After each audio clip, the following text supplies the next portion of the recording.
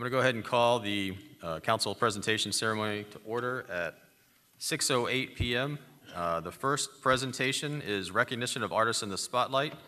Ian, if Ian would like to come up to either the microphone or use the microphone there and talk about Artists in the Spotlight program. You'll be presenting at the Seminole Theater for the next 2 months. Make sure to let everybody know what inspires your work, where they can see your work, whether or not they can purchase that work, and also if you have an opening gallery night, when that is, so everyone can attend. Go ahead.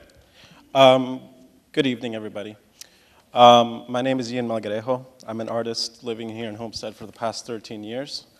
I work primarily in collage. Collage, if you're not familiar with the term, is when you take images from various source material and you put it together to create something new.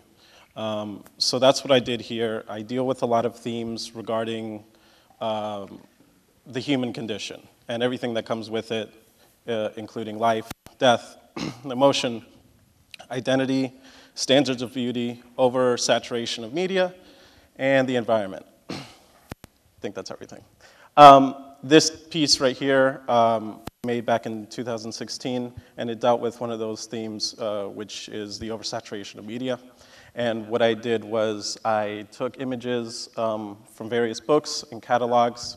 I glued them all together. I scanned them, I cut them into strips, and I wove them together to create an effect of pixelization to make it hard to see, but the closer you get and the more you examine it, the more you're able to make out what's there. So in that time, I was looking for a place to present my work, and I found it through the Artist in the Spotlight program. Thankfully, I'm going to have a show coming up in July. I'm not sure the date yet, but as soon as I get to it, I'm kind of sending it out everywhere I can.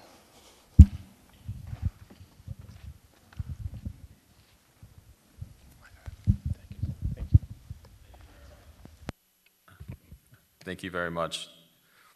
The next presentation is presentation of proclamations to Bonnie King and Omega Psi Phi fraternity. Councilwoman Bailey.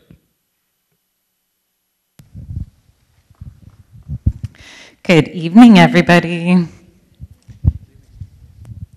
So, Art Walk Homestead was just this past month, and the theme throughout is community. We want to showcase our community parks. We want to showcase our community programs, make sure that the kids are turned on to all the cool programs that we have available throughout the summer. So I thought it fitting to recognize a couple organizations that really go above and beyond. If I could have our Southwest Advisory Committee join me up here, please. Mr. Sanat, Ms. Mallory, Mr. Cummings. Wearing your awesome t-shirts.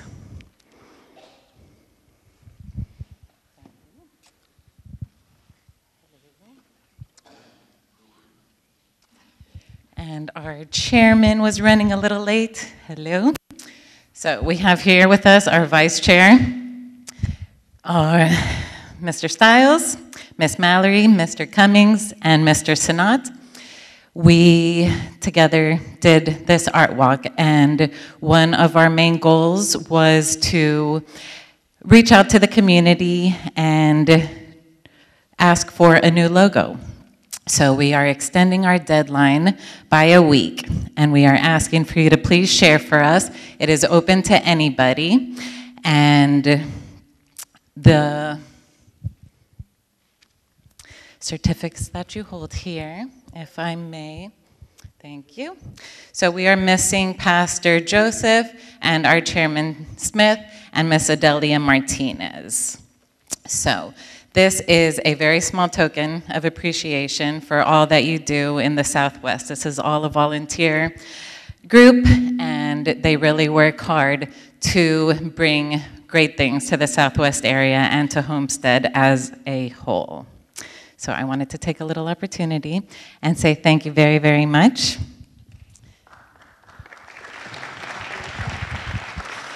So one last time, can you turn around? SWAC's got your back. Okay, just a reminder. And please help us share through Facebook for our new logo. And while you were up here, we would like to present, we had 2 proclamations that we wanted to give out at Art Walk because of that whole community theme that we were going for. Everybody knows this lovely lady here standing next to me. Miss Bonnie King is our unofficial, official city photographer, and she is at every event and just taking the most beautiful pictures. So she was recognized at Homestead at the Art Walk with a proclamation, and I just wanted to bring her up during this one to say thank you for all of your hard work and for helping us really keep all those memories. And if you want to say a little something, what Bright Sound stands for? Bright. Being remembered is time everlasting. And without y'all having a happy smile and your eyes wide open, there would be no reason for me to have these memories. So thank you. Thank you very much. All right, one quick picture, and then we will make our last proclamation. Then you can go have a seat.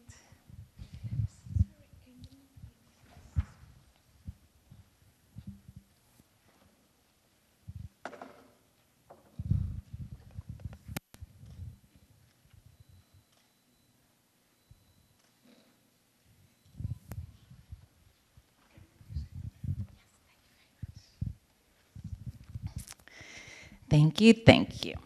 So, we have one more proclamation.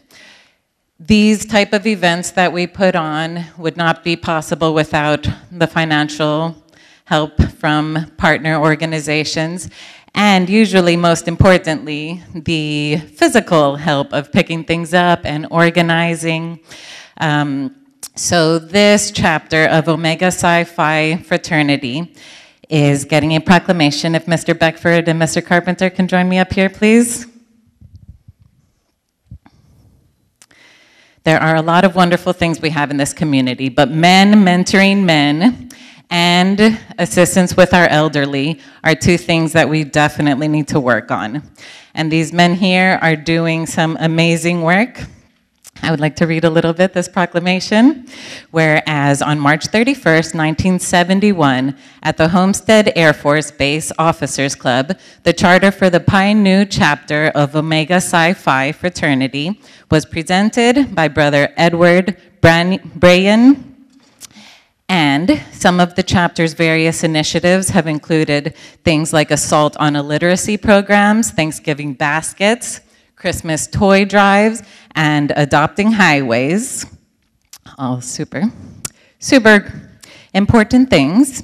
This year, the Pi Nu chapter of Omega Psi Phi Fraternity held its 20th annual Purple and Gold Ball, and this supports chapter's scholarship efforts. So whereas the City of Homestead recognizes the Pi Nu chapter of Omega Psi Phi Fraternity for their dedication and service to the Homestead community. So therefore be it resolved that this proclamation be presented to the Pi Nu chapter of Omega Psi Phi Fraternity in honor of their dedicated service and total commitment to the City of Homestead.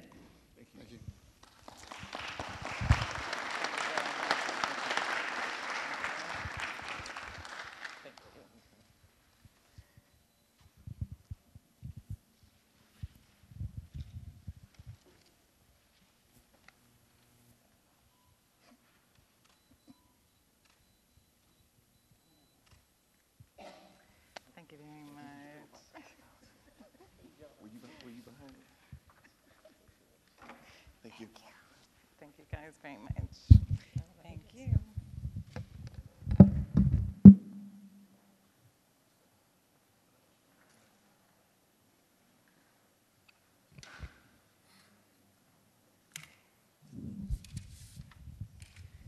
That concludes our council presentation ceremony. We'll go ahead and adjourn the council presentation ceremony, and then we'll come back and start the council meeting.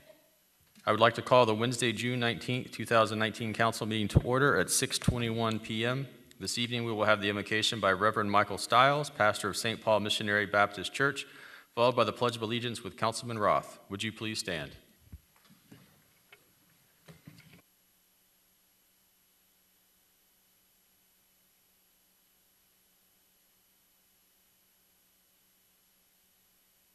place.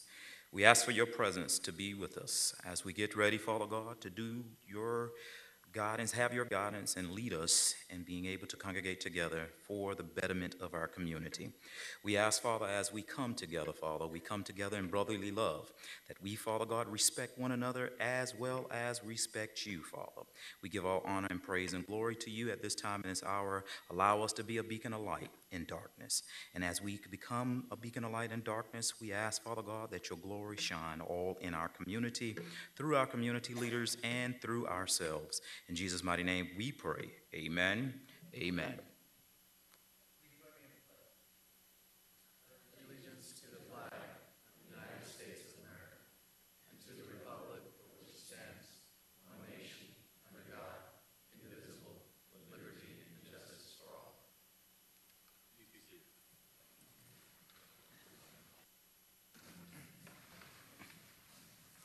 Roll call, Madam Clerk. Councilman Roth. Here. Councilman Maldonado. Here. Councilwoman Bailey. Here. Councilwoman Faircloth. Here. Councilman Guzman. Here. Vice Mayor Burgess. Here. Mayor Shelley. Here. Any additions, deletions, or deferrals? Mr. Mayor, we've had a request to move tab 5 up to the beginning of the meeting because of a scheduling conflict with one of the I think parties. the executive director of the YMCA, Homestead YMCA, is also the vice mayor of Cutler Bay, and they have a council meeting. So if you guys don't object, then we'll move her up immediately following the consent agenda. Okay. Thank you. Consent agenda, do I have a motion to move the consent agenda? Move it. Move, do I have a second? All in favor say aye. Any opposed? Ayes carry. James, is tab 5 a quasi-judicial, or can we just go straight to that without the, it's not? Okay, tab 5 then.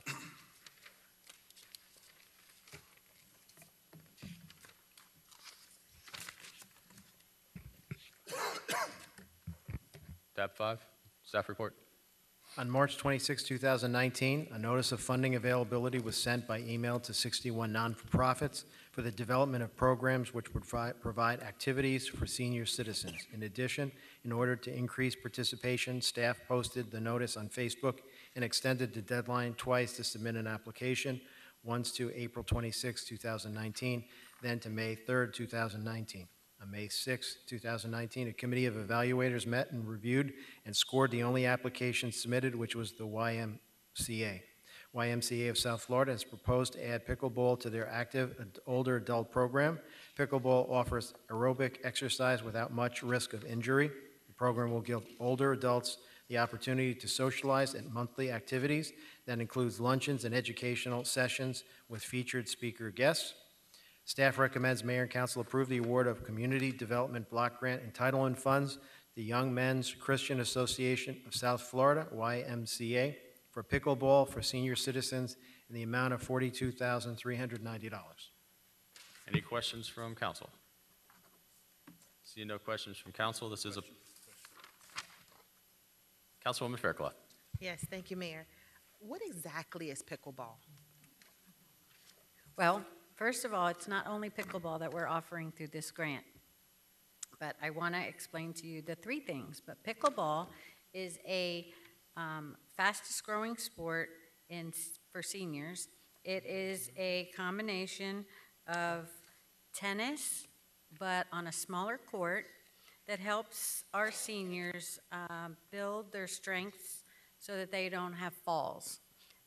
It's kind of a table tennis and shortened tennis court combination with a light ball and a large paddle.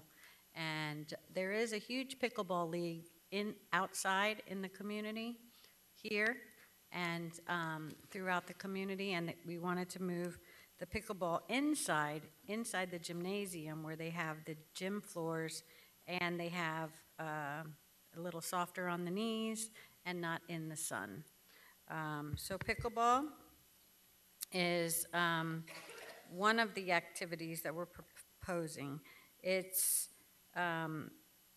new research from AARP confirms that pickleball is the fastest growing sport and improves fitness and lowers risks of depression. Many pickleball players are older, partly because the game offers aerobic exercise without much risk of injury.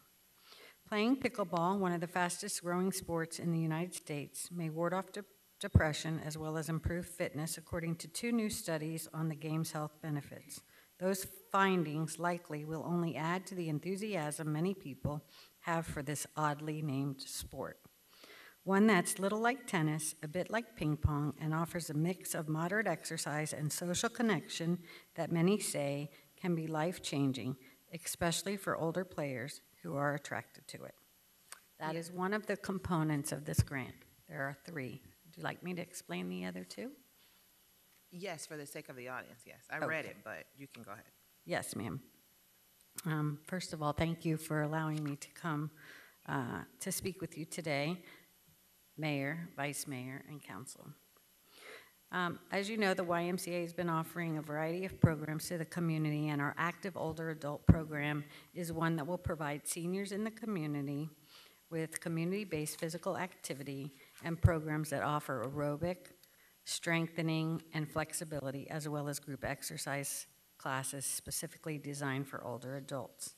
It addresses the health and fitness needs of older adults, providing opportunities for them to participate in exercise and social interaction. I already explained to you a little bit about pickleball, and now there's another program that we would like to offer, which would be a very new program for the YMCA. On our campus, we house an early child care center for 130 children between the ages of 2 and 5.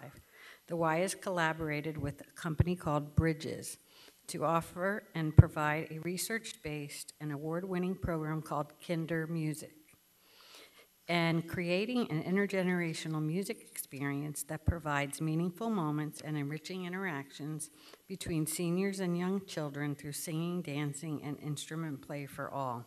Research shows the beneficial impact of intergenerational program to promote increased satisfaction and quality of life for all of the parties involved on young children's growth, development, confidence, family engagement, and school reading skills, and attitudes towards the elderly. Many of the children that we have, they don't have grandparents in the community, and this would give them an opportunity to have a grandparent-like experience. It would also give benefits for health and well-being to seniors who maybe have maybe some dementia or ways that they are regressing, but yet the interaction with the young children has proven to bring them out and make them become more lucid in their activities with the children. Our third initiative is, of course, always preserving and promoting health and wellness of older adults and the health changes and challenges of our aging society. The Y continues to receive requests for financial assistance for seniors to become members of the YMCA. We do our fundraising through our annual campaign, which helps families as well as seniors, but we would like to offer memberships to 20 seniors to attend the YMCA. This year, through the grant that we had with you last year, we were able to offer it by providing the city bus, which has a stop at the Y. But this year we've added transportation to pick up seniors 2 days a week to bring them to the Y through this grant. And so we wanted to bring seniors over to the Y to do the activities where our members are, where our instructors are, where they can have social interaction with the members that are there, but they can also engage in the equipment and exercise facilities that we have. They can also take advantage of our pool and do our water exercise classes. So those are the 3 components that we have as a part of this grant, and we were very excited that you funded us last year, and we would like to have funding this year, but by adding these new components that we've never done before at the Y. And we want a concentration on the southwest section. For sure, that's where the bus will be going. So we would like to make a stop at the Michael Williams Center and have the participants load the bus, come to the Y 2 days a week. For this, we also have nutrition, education workshops, and we bring in guest speakers. Okay, thank you for that information. My question is, From the funds that we awarded last time, what were some of the successes from that? What were some of the successes Yes. from the funding that we provided to you last cycle?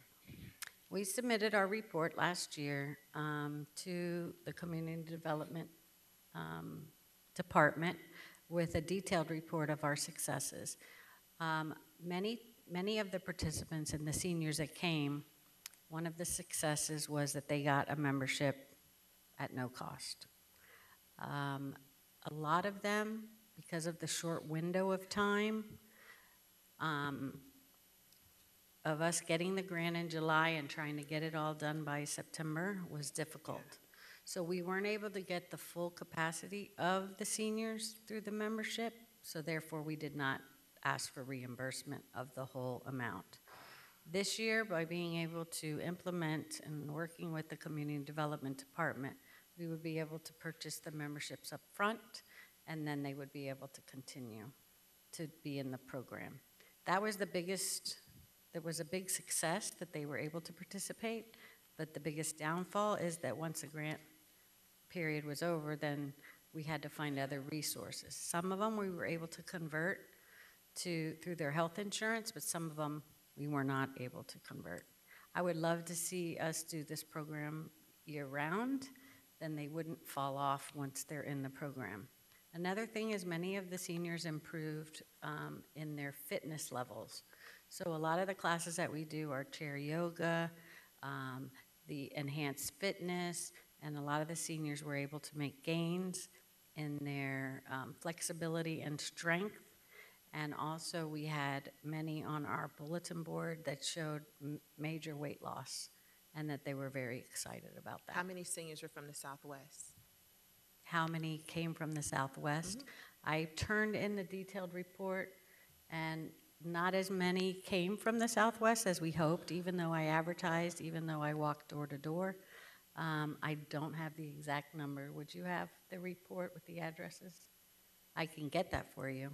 Yes, I would be interested in that. I have all the addresses of where everyone came from last year, and it Okay. was submitted to the city. I just have two more questions. Mhm. What is your plan to recruit seniors from the Southwest for these funds if awarded? Well, I will go door to door just like I did last year. It didn't with work. the flyers. Well, what didn't work last year is that they had to catch the city bus. Now I'm providing a bus at the Michael Williams Center, and I'm hoping that they can walk at least to the Michael Williams Center, or if you could assist me with 2 maybe pickup points that would be best for the community to walk to, then I would pick them up from there. The problem with the city bus was the route was too long to get them there. But if I pick 2 pickup points, I provide the transportation and offer them to come to the program and have those every Tuesday, Thursday, or Monday, Wednesday, whatever we end up choosing when we ask the participants what's the best day for them. Then we will have a regimented time where it would pick them up every Tuesday, Thursday, and bring them back.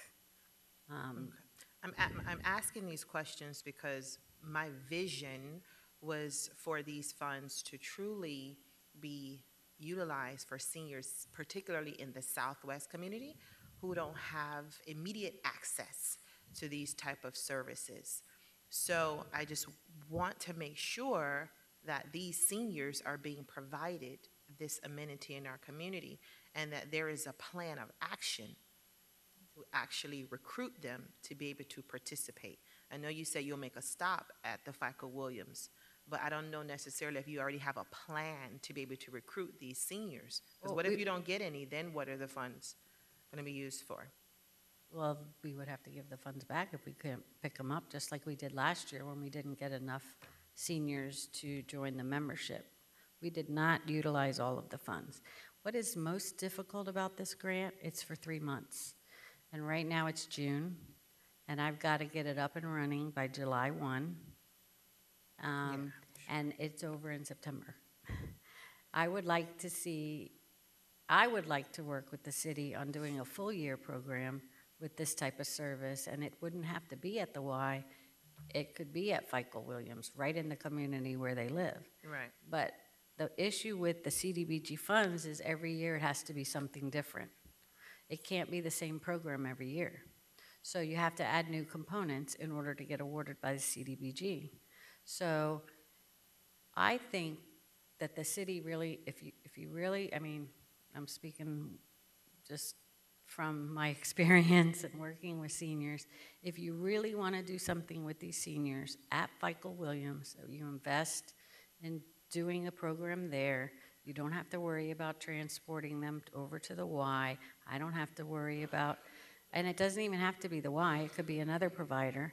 You do the activities at Michael Williams for a longer period of time in 3 months. It's just too much to get equipment, get staff, to go to a whole nother place. Let me stop you there. Let me ask staff, why is it that we only have a 3-month window to be able to provide the services? Basically because of the timing when the RFP was put out. Usually we wait until the funds are approved by HUD, which usually we get the letter like in November.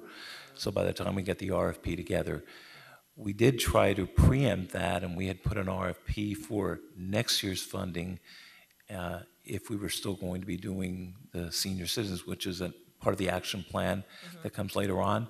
So we were trying to get ahead of the game, so we actually put the RFP for that. We weren't ready to bring it to council yet, but the idea was to try to do it earlier, to at least get, you know, the awards in place. Once the funding's available, then the project could be kicked off. But usually it's waiting for the letter of funds availability from HUD. Okay, thank you. And my final question is, I know in the grant you were proposing to serve 300 seniors Yes. with only 40 slots from the Southwest? Well, the 40 slots are for well, actually, when I met with the community development staff, they asked us to reduce the 40 to 20 and give them a 6-month membership because of that issue with, and purchase the membership up front. So they could come for 6 months.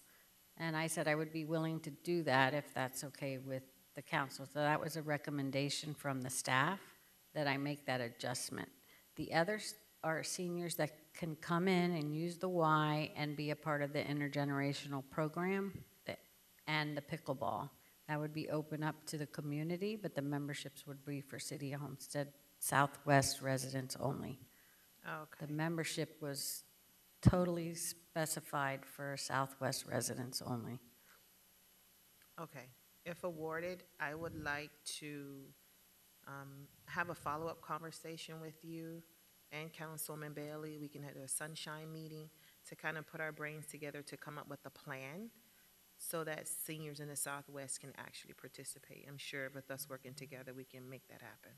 We'd be willing to have that conversation for sure, because I think it's very critical that you have a program for the community that's in the neighborhood where they live. And I'd be willing to entertain and help us figure out a way to do that. Because it's difficult when we have to change the scope every year as to what we can do. And I guess that's CDBG rules. Okay. I'll talk to Carlos a little bit about that in the next agenda item. Thank you. Okay, thank you. Does anyone have any other questions? Councilwoman Bailey does. Thank you, Mayor. Yeah, you know, grants are great, but that is such a frustrating part about it, is fitting everything into these little molds when it doesn't apply necessarily to an area. So I am really thankful that you've made that effort to reach out more for the Southwest. I really wish that we had a program that was available there that could provide services through one of our local areas, but you know, we reached out to so many, and I do appreciate the effort. A couple quick questions about the memberships. So it would either be 40 for 3 months or 20 for 6 months. Yes. And that would include the transportation for 6 months? The transportation is for 24 visits for twice a week, so that would be for 12 weeks. Okay. And if residents from the Southwest that had these memberships, if they could provide their own transportation, would they be allowed use of the facility other than those 2 days? They would be allowed to use a facility for 7 days a week. Okay, so the transportation would just be the 2 days? Yes. But they'd have membership throughout those They 6 can months? use, right, they can use it for 7 days a week or Okay. open every day. Okay. Well, thank you. I would definitely love to sit down and see what we could do further. Perfect. Thank you very much. Thank you, Mayor. Councilwoman.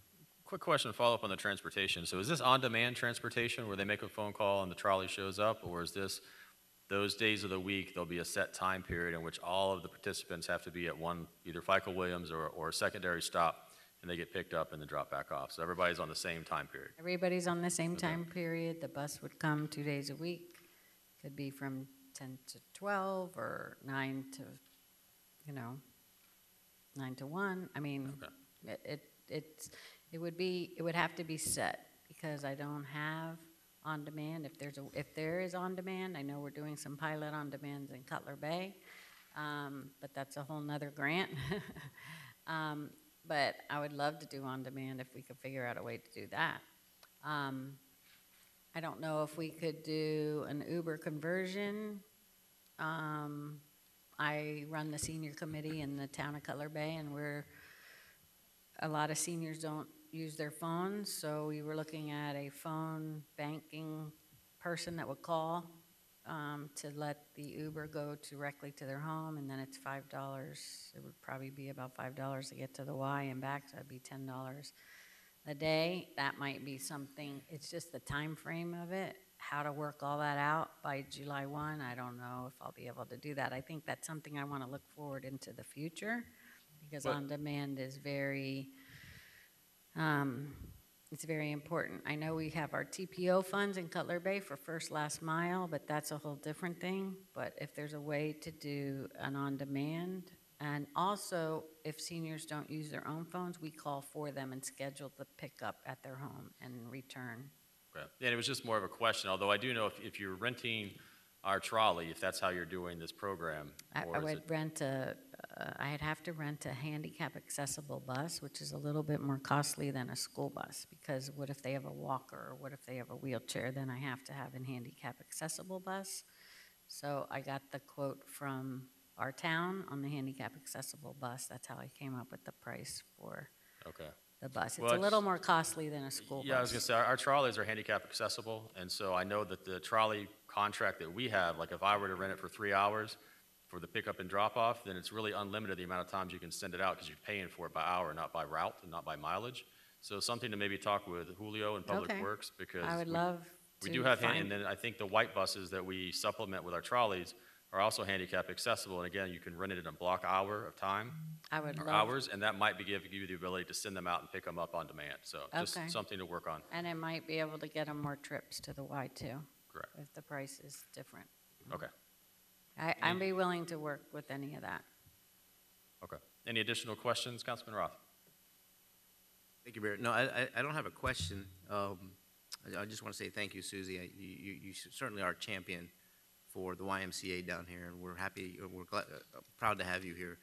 But my question is more directed about the number of applicants that apply for a grant. When you send out 61 solicitations and you get one back, and then sitting here listening to how restrictive this grant is being on people, is it something we can do to make the process a little bit easier for applicants and maybe expand our marketing as well, so that more people, not to take anything away from the YMCA at all, but so that more people have an opportunity to serve others in the community as well? That's just my thought and my comment. Maybe we can look at that. But when you have 61 applications or requests go out and you only get one back, something is not working anymore for this. And I think we had the same problem with the last grant, with some of the restrictions that are put on this, and the time frames involved to execute it in 3 months. It's not always about the money that we're able to give to these organizations to help the community. It's it's also allowing them to facilitate that so that the maximum number of people can be serviced through this program. So with that, I'll yield. Thank you, Mayor. Thank you. Seeing no additional questions or comments from council, this is a public hearing. I'll open it up to the public. Any questions or comments from the public? Please come up and state your name and address for the record.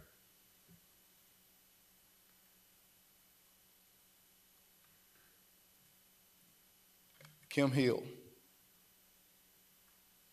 Southwest Side, that's what I represent. Ms. Faircloth, I want to thank you so kindly for asking those critical questions, standing tall for the Southwest Side. Ms. Bailey, I expected more from you. And basically, Mr. Roth, I don't expect questions to come about from my city council people. I expect solutions to come about. It's not, when you're talking about these CDBG grants and everything, they ask questions. See, Ms. Bailey, I would expect for you to say, people in the Southwest Side, they have a deficiency in technology, these elderly people. So cyber centers would have been great on the Southwest Side if we would have did our research. If we would use the Southwest Committee, the Southwest Alliance Committee, for more things than just sitting up buck dancing and laughing and giggling at art shows and everything. When you're talking about an area that is economically depressed, that hasn't had any development over the last 50 years, 50 on the Southwest Side, but yet we don't go and do any kind of research. You can do that when you allow the voting to come from, instead of being designated to single districts where people will have to represent their districts, but you do it generally. So when you guys come up with the shenanigans of kicking one member out of the Southwest and bringing another one in, you could do that. It's called political shenanigans. And basically, those questions that should be asked about those residents don't get asked. Thank you once again, Ms. Faircloth. I will praise you when you do the right thing, and I will be the first to criticize you when you do the wrong thing, you know? So, Ms. Bailey, you should, Mr. Roth, you should have initiatives when it comes down to these grants. You should be leading the public, coming up with the things that they need, and basically offering people who can provide those services, those grants. Too many questions, too many questions. We come for our representatives to have answers. Thank you so kindly. Any additional public comment on this item? Seeing none, I'll close the public comment.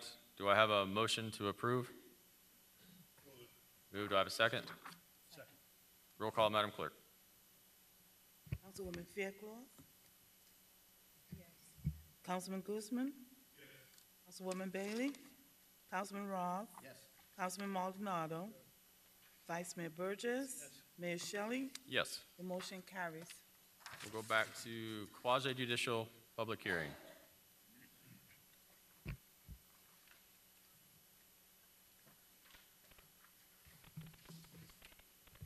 You're live, James.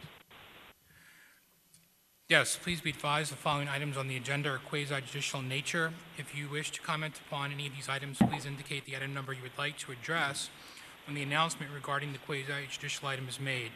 An opportunity for persons to speak on each item will be made available after the applicant and staff have made their presentations on each item. Swearing in, all testimony, including public testimony and evidence, will be made under oath or affirmation. Additionally, each person who gives testimony may be subject to cross-examination. If you do not wish to either be cross-examined or sworn, your testimony will be given its due weight.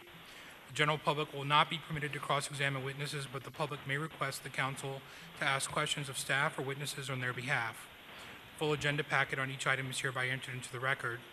Persons representing organizations must present evidence of their authority to speak for the organization.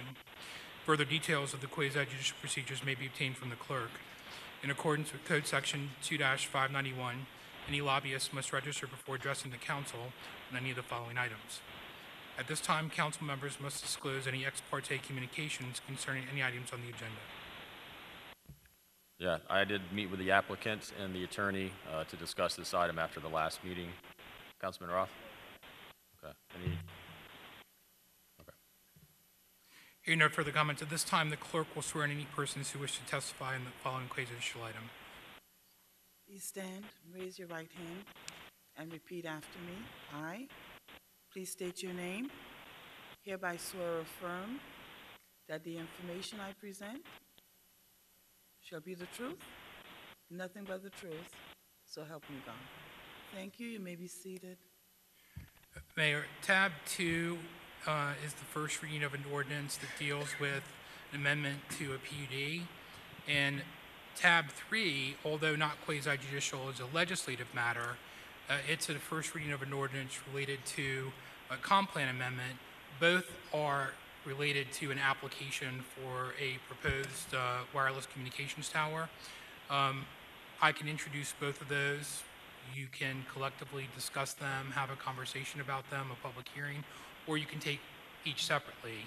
There'll probably be questions that will be applicable to both that you may want to cover. Okay. Any objections to combining them together?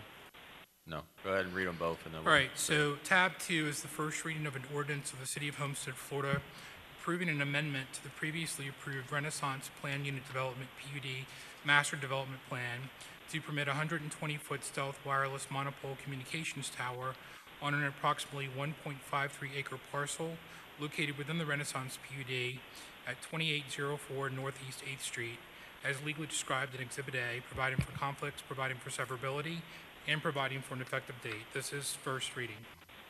Tab 3 is the first reading of an ordinance of the City of Homestead, Florida, amending the comprehensive plan future land use map designation of an approximately 1.53 acre parcel from light commercial use to technology mixed use for property located at 2804 Northeast 8th Street, as legally described in Exhibit A, authorizing transmittal, providing for conflicts, providing for severability, and providing for an effective date. This is first reading. Staff report. Yes, sir. Yes, sir. We are recommending that the mayor and council approve the request for the comp plan amendment and the PUD amendment. We had been working on this issue last summer, and I believe we heard it in October of last year when we deferred it. There's a development that had come through in 2006 that approved a building, and these guys are coming back in to approve the stealth communications tower. And the communications tower is going to be adjacent to that building on a small plot of land. What we did since the last hearing was the applicant produced a radio frequency engineering report that we hired a consultant to review. Subsequent to that, our consultant did their own radio frequency report. What we found in both cases was that there was a gap in telecommunications coverage there, and I believe that since there's a gap, we're compelled to put the tower in that location to service the need of the community. So we've done that. We've established that there is a gap. We have our radio frequency consultant available via telephone to discuss if you have any questions about the technical aspects of it. We're recommending approval, and the applicant is here to answer any questions if you need so. All right. Vice Mayor Burgess. Thank you. To your expert that you have on the telephone, is he available? Is our expert? He is available. I'm available. He's available. Thank you, sir. What, when you speak of a gap, can you, just for a layman, I mean, I've seen the stuff that was presented in the documents that I have and all. Can you tell us what constitutes a gap in coverage as far as how you guys explain it, please? Certainly, there's two things that companies will try to address through the implementation of an infrastructure like a tower. One would be a capacity need, and one would be a coverage need. A coverage need is generally to get the wireless signal to a broad area in the community, whereas a capacity need is to address the number of users in that particular area. What we found was submittals by both AT&T and T-Mobile showed that there was both a lack of coverage in the area surrounding where the proposed tower is, as well as an ability to provide in-building use of mobile devices. So it was more of a capacity issue than, more of a coverage issue than a capacity issue that showed the need there. Both AT&T and T-Mobile submitted what we call radio frequency propagation maps as evidence of this. It was my suggestion that we go back and ask them to relook at those propagation analyses and take into consideration the recently approved tower to the east to ensure that that tower didn't provide adequate coverage for this, for the proposed area. Their subsequent submittal showed that it would not on its own, and that the addition of this location would provide more than adequate coverage and capacity in the area in question. So you're saying Further, the city of... Could I interrupt for one quick second? Sure. So you're saying that there's no improvement that could be done to the tower to the east that would allow for this coverage that is being desired to be filled? That's correct. Both AT&T and T-Mobile submitted reports to that effect, and then we subsequently had a third-party RF engineering consulting out of Frederick, Maryland, rerun those same analyses, and they came up with similar results. Okay. What? Why does a tower have to be 120 feet tall for the amount of for the limited area that they're trying to get coverage to? Why does a tower have to be 120 feet tall? Because the area that they're trying to cover, to me, is a very small area that already has some coverage, and I guess they're trying to amplify the signal to that with this particular tower. Generally, the applicant could probably address this as well, but generally, in the case of the height of the tower, it's oftentimes, yes, a function of the coverage area, but it's also a function of you've got 4 major carriers that operate in the city of Homestead, and to avoid having multiple additional towers in that same area, this is probably trying to accommodate at least 3, if not 4, tenants on that tower. And there has to be a certain amount of vertical separation between each tenant on that tower. And what? How much separation? I'm sorry. There has to be a certain amount of separation between each tenant on the tower. Generally, can you be a little more specific than an exact height of what separation you're talking about? Generally, generally it's 10 feet between the top of the antenna and the bottom of the adjacent tenant antenna. So you're perhaps then, if you're saying 3, maybe 4 people are going to be on this tower, carriers, is what is proposed, I guess. So you're saying, I'm sorry? I believe that this is proposed to have 3 carriers on it. Maybe my question would be better suited to the applicant than to our expert, because they may have the answers of how many particulars people are going to be on the tower and stuff. Thank you. I'm going to stop you for 1 second and go to the applicant and ask them a question about that particular question about the tower, if I could, sir. Absolutely. Thank you. The applicant, come on up to the podium. You can only one person at a time. The applicant, you have to. Okay. Yeah, if it's part of the actual formal presentation, you can bring someone else. You can. Okay, thank you. Oh, and my phone, Patrick, too, please. Mary Solick, 121 South Orange Avenue, Suite 1500, Orlando, Florida. I'm legal counsel for Vertex Development. I have with me here tonight Alan Ruiz, who is the principal of Vertex, as well as Patrick Keene, who is the RF engineer for T-Mobile, and Mike Oyanis, who is the RF engineer for AT&T. I think your question about tower height should best be addressed by Mr. Ruiz first, and then maybe followed up with the 2 carriers that are proposed to be on the tower at this point. Thank you. Good evening. My name is Alan Ruiz with Vertex Development. And the answer to the question as far as the height goes is, as your consultant suggested, you have to have enough vertical height to accommodate 3 or 4 carriers in the market. You don't want to build a tower that only accommodates the 1 carrier at their minimum height level, because then when the next carrier comes on or wants to come on, the height available for them would then be too short, and they would then be turning around and looking for a different. Can you tell me what a height minimum is? What is a height minimum for an effective tower? I would ask the radio frequency engineers. I think they're better qualified to answer that question. In this particular case, the tower is built or proposed at 120 feet with 12-foot canisters because everything's concealed inside of the tower, so we refer to each loading level as a canister. Each canister is 12 feet, so for the 3 canisters, you have 36 feet of loading, which means the bottom tenant would be from their spot would be from 96 feet down to 84 feet. That would be their 12 feet of vertical space on the tower. With regards to the minimum heights for the carriers, I think it's probably better for the engineers to answer that.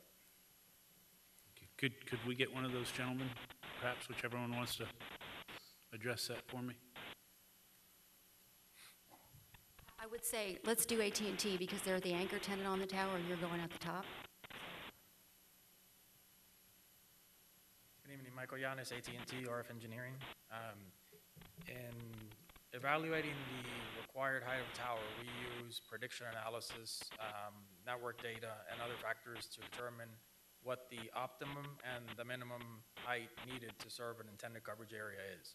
In this case, the height that we would be occupying, which is the top section of this, is the minimum height that would meet our coverage needs for the area. The optimum height for this type of facility would actually be higher than what's proposed, but understanding the characteristics of the neighborhood, we were asked to determine what the minimum height that would function for our network was, and it is just within that top section of the tower. One of the things that makes these towers need to be taller is they're an enclosed stealth structure. So all of the antennas need to be stacked vertically instead of placed horizontally on platforms. When you have a conventional monopole, Switch the mic. Yes, okay. Jeff on the phone, the consultant, can't hear. Okay. In the case of a conventional monopole, the platforms for the antennas are grouped horizontally and they can be placed closer together. So the required height may be less, but the stealth tower obviously is more physically appealing. But one of the trade-offs to that is the antennas are stacked individually in a vertical manner. And because of that, usually a greater height is required to meet the coverage need. I guess I've had AT&T for over 20 years and drive that intersection probably 10 times a day, and I've never had any trouble in that area. So maybe you can clarify what constitutes, in AT&T's mind also, what creates a gap and what level of service you guys are at there today, so I can understand. So AT&T, and I'm sure T-Mobile and the other carriers as well, engineer for the places where the customers are. And that is not only outdoors and in vehicles, but in building as well. So the coverage along the highway, for example, being elevated and clear and free of clutter, it can be served from much further away than, for example, the Publix or the bank or the CVS near that intersection. As well as the hospital, which has a very dense and substantial construction nearby. So we engineer to serve the customers where they are. And in many cases, here in South Florida, it's air-conditioned places indoors. One of the other criteria, we look to the future, and as areas like this develop and additional clutter and buildings are built, the coverage from the surrounding sites is reduced as that development occurs. So what was sufficient 10 years ago or 5 years ago is barely sufficient today and is reaching the point of a network that just doesn't function, and going into the future. This is one of the few remaining coverage holes in a dense area that we have in Dade County.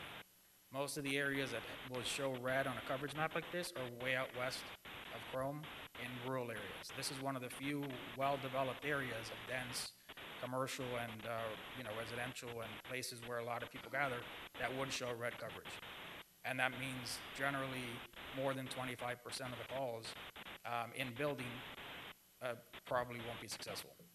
So if this pole is in place, you're telling me that at Publix, or in the hospital, I would be guaranteed service and be able to use my phone inside of a Publix. Guarantee. Inside the hospital also, anywhere inside the hospital. So in engineering, one of the things that an engineer will tell you is that nothing is certain, but we work on percentiles and probabilities. Right now, the probability of coverage in those areas is probably 50 or 60% at best. By placing a tower in the center of this area, it goes to well over 99% reliability in those areas because the tower has a direct line of sight to the buildings. Publix, I would pretty much guarantee the service will be there. It's going to be radiated from both sides, so it better work. So the hospital, there may be one operating room lined with lead somewhere in the center where the signal may not make it to, but Publix, that one I would guarantee. I guess to the attorney then, and I appreciate your answers on those things. Have you guys looked at other sites? Just because as I've spoken to people around town and all that, they're not aesthetically pleased with what's going to be placed there. So I was wondering if you've reached out to other property owners in the area more, maybe a little more over by the hospital. In fact, it has all that land that's available over there and stuff. And I know that they do have a helicopter pad that they have to be aware of with the emergency landings and all that, but I'm just wondering. I'm going to let Mr. Ruiz address that. He did the site acquisition. It's his firm. Yeah. But I want to add one thing anecdotally for you. When we were here in November doing our council member meetings, both Mr. Ruiz and I stayed at one of the hotels across the street from this site. I don't remember which one. But because of the additional noise mitigation construction at those hotels for the Air Force Base, both of us had to go outside to get our phones to work at the hotel just because of the extra construction, the soundproofing on those hotels. But Mr. Ruiz come up and talk, and I think Mr. Yanis has got some information too about trying to locate something on the hospital. The hospital actually approached AT&T several years ago because the coverage was so bad and the hospital patrons were complaining. But Alan can talk about that and Michael can talk about that. Thank you. Good evening, Alan Ruiz with VERTEX once again. Whenever we look for a location for a cell phone tower, obviously we're somewhat constricted in terms of the area that we can search in. Typically what we get is a set of coordinates that is the ideal spot on the planet, right, for a tower for that location. And we typically can draw about a quarter-mile radius circle around that area, and that's what we refer to as the search area. If we go outside of the search area, typically the carriers will reject those candidates because they start getting too close to adjacent towers. So when we searched in this particular search area, as you know, there are several constraints such as what the tower ordinance for the governing municipality will allow, also what properties are zoned what and are available in terms of what the uses on the property already are, and in some cases there just isn't any physical space to put the tower. And then in some cases you have a site that might be a perfect location for it, but the landowner is just not interested in leasing property. In this particular case, we did an exhaustive search. We've been working on this site for over 3 years. It took us at least a year and a half to get a property under contract that we could even make an application with. Again, in this particular case, we searched the entire area. We reached out to every landowner that was a possibility, and this was the one landowner that we were able to get a positive response with and secure an agreement to move forward with a proposal on. So in an ideal world, yes, you would be able to reach out and have 5 or 6 or 7 candidates and be able to, pick the best one of all of them. And in some cases, there just aren't any candidates available but the one you have to work with. Mayor, I'll wait. I'm sure other people have questions too, so. Okay. There was early efforts to do something at the hospital too that did not pan out.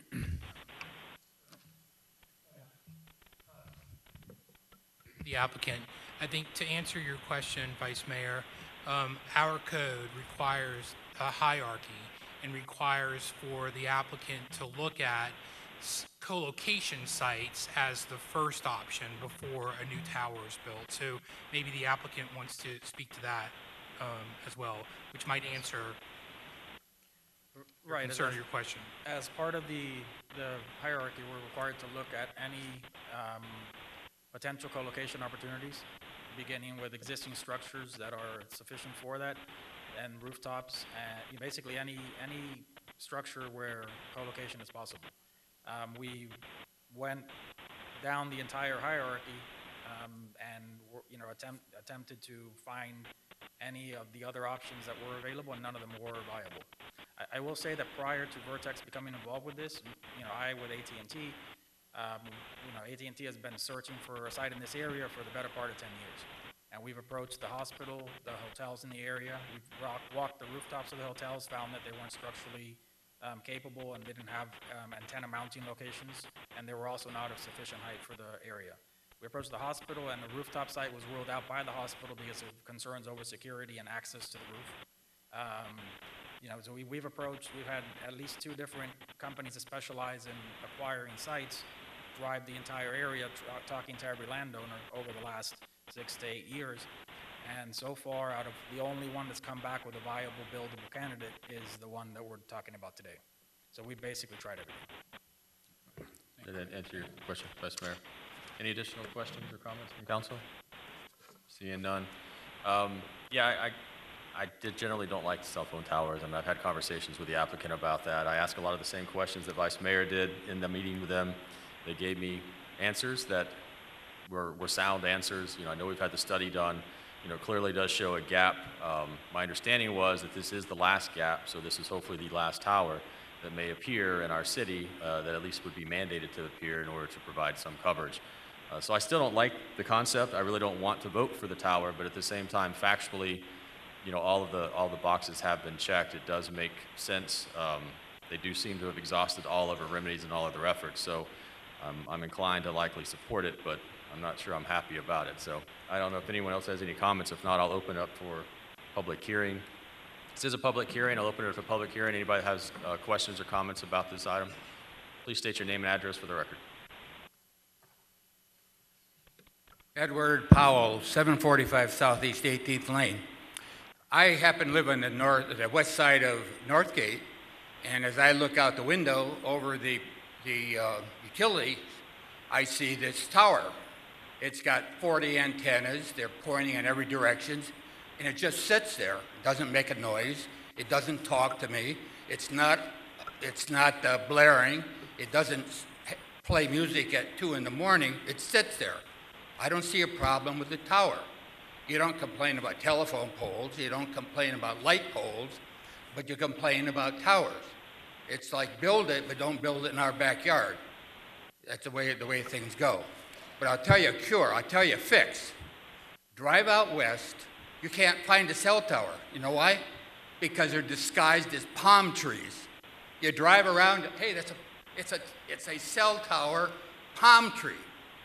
So it's a monopole. Make it look like a palm tree. Thank you. Any other public comment? Seeing none, I'll close the public comment. Any additional questions or comments from council? Vice Mayor Burgess. I guess to the applicant, is there the ability to make it aesthetically more pleasing than just a concrete structure or that goes up with the or steel at the top, whatever it ends up being? Once again, obviously these are better looking than the older generation ones, so I do. Yes, sir. Once again, Alan Ruiz with Vertex Development. With regards to stealth towers, right, which is how you make it more aesthetically pleasing.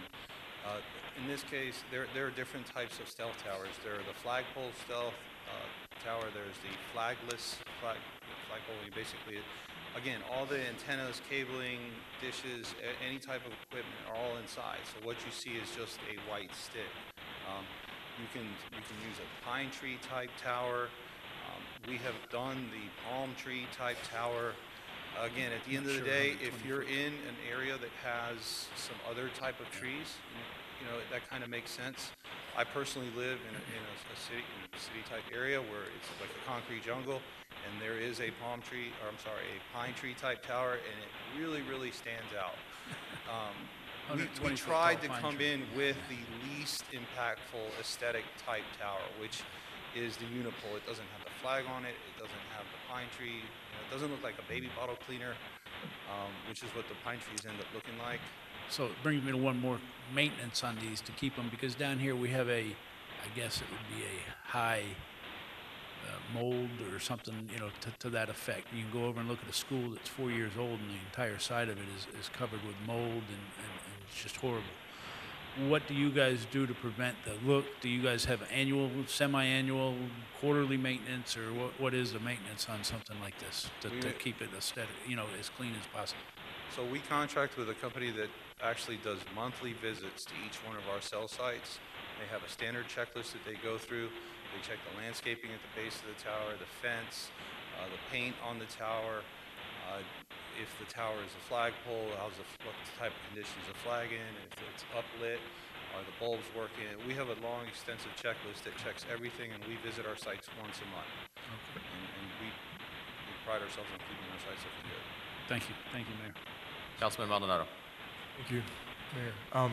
Yeah, I just recall driving out in Las Vegas, and I kind of looked to the left as we were heading to a destination, and barely noticed pine tree type antenna. Oh, actually, a palm tree. There was some, palm trees out there, and barely noticed it, but was impressed. It looked to be pretty much over 100 feet, and I just caught it out of the side of my eye. It was just a little bit off from the rest of the palm trees. It was a little bit greener, but nonetheless, I saw it, and I thought, what other disguises? And I looked into it actually, and I even see cactus trees. Believe it or not, they had cactus, and they had some other different type of trees, obviously to fit their environment. And so, I'm kind of used to seeing the new flagpole looking. I mean, as long as you drive up the turnpike, that seems to be the norm nowadays. We're going away from what we normally have is just that silver monster antenna with, with that being able to see everything. And so, and then I guess my other question is in regards to, we just had this conversation last week. I sit on the transportation committee with the Florida League of Cities, and we were discussing about cell towers, micro cell towers. And from my understanding, they're looking to roll out micro cell towers to a lot of the communities.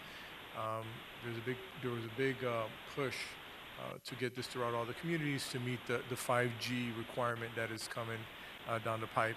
And so what about when AT&T and these providers are allowed to just piggyback off our utility poles and start using micro cell towers? What's going to happen with these towers that are still standing? And is that something maybe towards the engineers in regards to the micro cell towers and how that takes place in our future? Okay. So if I remember correctly, your first question was what other types of camouflage type towers are there? Correct. To my knowledge, you have the type of tower that we're proposing, which is the unipole, is a flagless flagpole. You have the flagpole type tower, which is basically the same structure where you have the flag. A monopine type structure, which is actually a monopole where all the antennas and mounts and everything are exterior to it, and then you add branches to it. You have the palm tree type structure, which is similar to that, but you typically only have the fake greenery at the very top of it, so you can still see the side-mounted antennas on that tower type structure.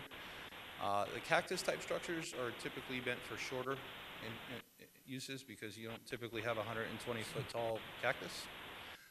And then the only other structure that I can think of is a bell tower or clock tower type structure, which again, in that case, that is a three-legged pole type structure that in our opinion, our humble opinion, we think it draws more attention to it.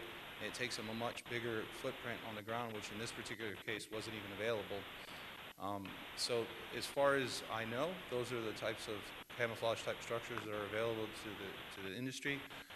For your second question regarding 5G and how that works, I absolutely defer to them. Or your consultant on the phone could answer that too. But very quickly, AT&T is working on small cells. We have hundreds of them throughout the state in the works. So it's something that AT&T and I'm sure T-Mobile as well are pursuing as we move towards 5G. Now, the small cells are designed to provide localized capacity and throughput to a small area. But in order to work correctly, they need to have an overlaying macro cell site network.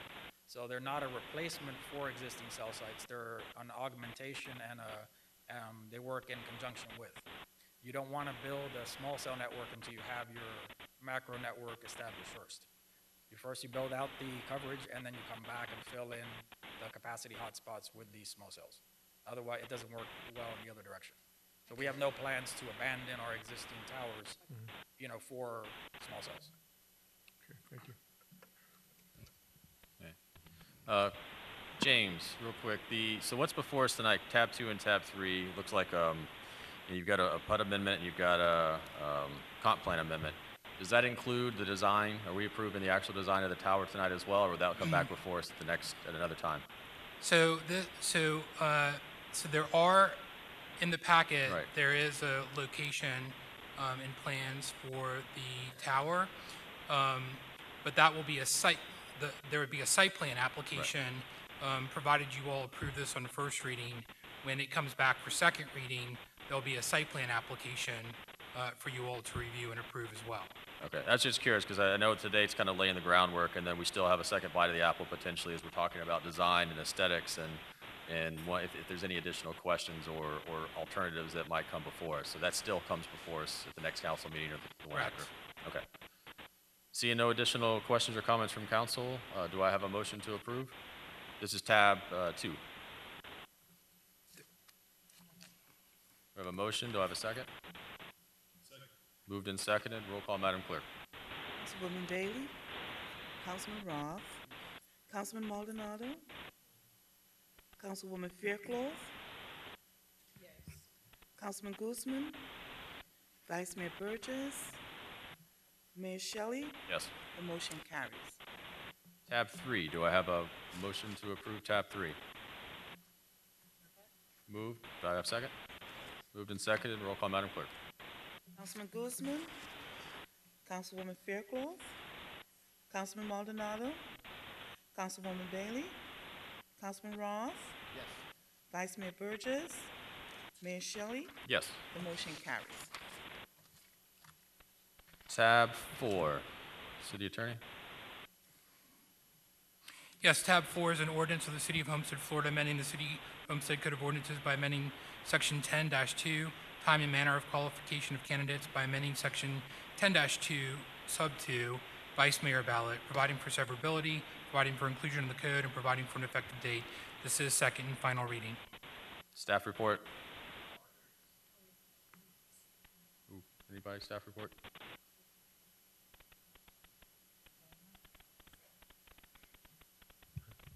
Staff recommends the mayor and council approve the proposed ordinance amending the time frame within which candidates for the city council must notify the clerk of their desire not to appear on the ballot for the position of vice mayor, so the city clerk can notify the Miami-Dade County Supervisor of Elections in time to ensure that the general election ballots accurately reflect the will of the candidates. The ordinance was approved on first reading May 29th, 2019 council meeting. This request comes in from the Miami-Dade County Supervisor of Elections in order to meet their deadline for the mailing of the vote-by-mail ballots for the city's general election.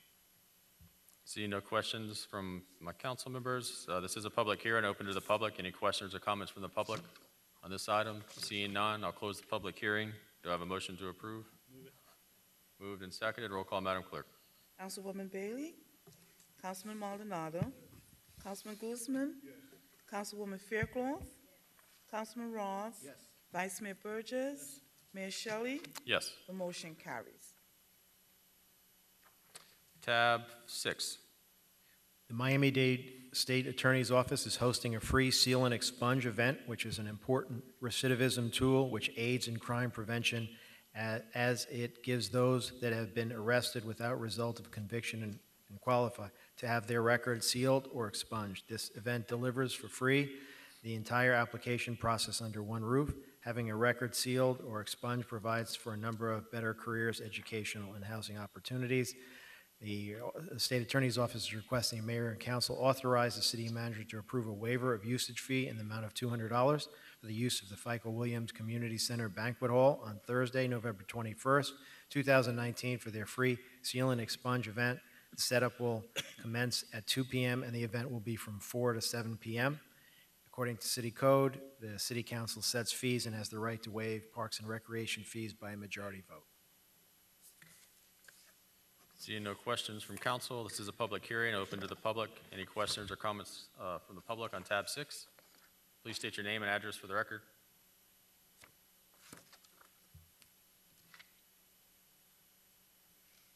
Kim Hill, a black man, forever a black man. That's my resident. That's where I reside. Now, I would ask you asking about expunging records or so. Is that what you said? I'm asking a question to you, Mr. Mayor. Yeah, no, he read the description of what this is, the U.S. Attorney's Office. Okay, well, I'm asking for a little bit more clarity to it. You work for me. I don't work for you. Just your answer comment, the please. question. I'm trying to get a little bit more clarity on it. What is it again? Go ahead, make your comment or question. Well, I guess I don't have that complexion for the protection of being able to ask a question and get a direct answer from the person that I pay my taxes to. Okay, but once again, okay, I'm gonna ask the state attorney to also include bringing body cameras into that issue when they come down there, because there are zillions of African-American males who don't, not only African-American males, zillions of citizens who have actions with the police, and then there's no way of transparency, which results in felony records that prohibits them from getting jobs. You know, we just witnessed right here in Dade County 2 young ladies and a Metro Dade police officer going to jail, and the state attorney convicted this guy. Well, not convicted, but arrested him, and he's going to trial because these 2 young ladies were out there and they called the police. And the police said, once again, you're disorderly, you're disturbing the peace, and all these charges that they bring up when we don't have any transparency. This is not an indictment on the police.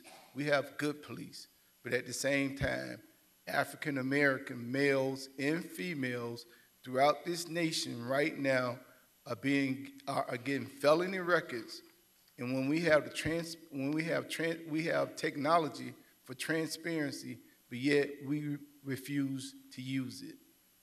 So I'm asking the state attorney's office, when you're coming down and speaking about this issue, include that, because we saw, it was clear, there was evidence right now today in Dade County, that young lady, and I'm gonna tell you this, me as an African-American man, because men stand up for their community, when I saw that young lady being shackled up and thrown down to the ground and being arrested for nothing, for calling the police and saying that she was speaking loud and doing all these bad things, that was a bad thing. Thank God that the state attorney brought this guy and arrested him. Any question? Any other additional public comment on this item? Seeing none, I'll close the public comment. Can you, do we have something that clarifies exactly what this event is? Because this is the U.S. Attorney's Office coming down here. They've done this before. It is. We've done this before. It's basically they've taken their application process, they brought it out into the community. It's all anything involved with the application process. They have people there to help people process their applications, and that's what it is. Okay, perfect. What, excuse me? Oh, okay. Would anybody somebody from the state attorney's office that's here that can you come up and answer some of those questions and kind of give an explanation of exactly what the event is and what the purpose of it is? Hi, good evening, Mayor, Vice Mayor, and Council. My name is Janine Jones. I'm a community outreach representative for State Attorney Catherine Fernandez-Rundle. This event we've done across Miami-Dade County for several years. The purpose of sealing and expunging a record is so that someone who was arrested, and that arrest, regardless of whether it's a misdemeanor or felony, that did not result in conviction, has an opportunity to remove one case, and it's a once-in-a-lifetime opportunity. So with that being said, in order for someone to try to do this type of process on their own, it's very tedious and it's very expensive. So what we've done is partnered with public defender's office, clerk of courts, and other entities so that we can do this process for free for all of our Miami-Dade County community. We just wanted to make sure that the Deep South Dade, the residents of Homestead, get equal opportunity to benefit from this type of a service. Vice Mayor Burgess? Thank you, Mayor. No, as you, I was just going to say that I'll cover this expense, you know, as we usually try to cover it from the dais there to keep things going, so I'll take care of the expense. Okay. Thank you. Perfect. Any objections to that? No? Okay. Councilman Guzman. Ma'am, thank you for being here. Thank you, Mr. Mayor.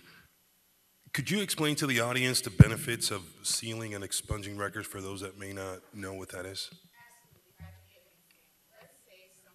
Was arrested based on probable cause, let's say, for example, that they committed a petty theft. Now, let's just say, for example, once that case comes to our office, we don't have enough evidence to prove beyond a reasonable doubt that the individual committed petty theft.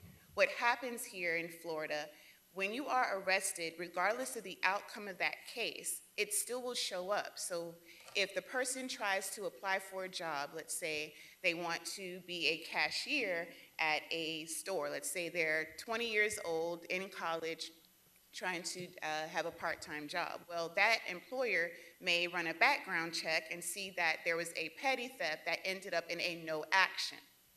Unfortunately, most people think that, oh, you know, my case didn't go forward. I can just walk away and move free with my life. Well, unfortunately, some employers don't understand what a no action is. And that employer may say, okay, well, they may feel that there's a risk of hiring someone who, in fact, did not get convicted of a petty theft. So that's just one example of why this is so important, because in order to remove that, that wouldn't have been seen by that employer, potential employer. And with that being said, we can now improve someone's quality of life of them obtaining gainful employment and moving forward with their life, especially in the event that they were not convicted of a crime. Thank you. You're welcome. Thank you very much. Okay. Any further questions? Thank you. No, yeah. And this item was is going to be covered by Vice Mayor Burgess, so there's no need to vote or take any action on it. Tab 7. Mayor, I Am Different, Inc. is a free mentoring program for young girls ages 8 to 18, which help increase their self-esteem, self-confidence, academics, and personal development. This is a free event to the community. It's a 501c3 not-for-profit corporation.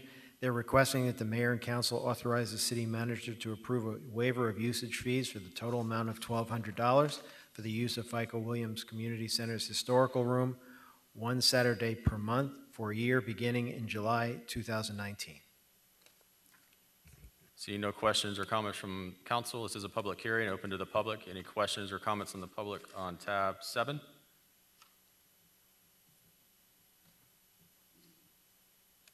Please come up and state your name and address for the record, please. Good evening, everyone. My name is Shalonda Caldwell, address 440 Northwest 15th Street. I am the director and founder of I Am Different Incorporation. I Am Different Incorporation is a nonprofit organization that provides for free mentoring to girls ages 8 to 18 in our Florida City and Homestead communities. Basically what we do is we meet once a month, and I mentor the girls on several different topics: self-esteem, self-confidence, self-hygiene, bullying, abstinence, pretty much just different tasks for young girls.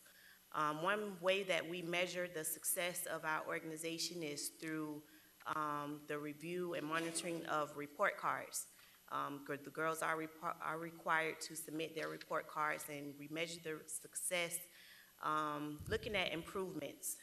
Our organization monthly workshops are very structured. This is not just a opportunity for parents to drop off their girls and just leave them there. But we do mentor the girls. Each workshop we provide free snacks and lunch for the girls. And we also provide arts and crafts in each workshop.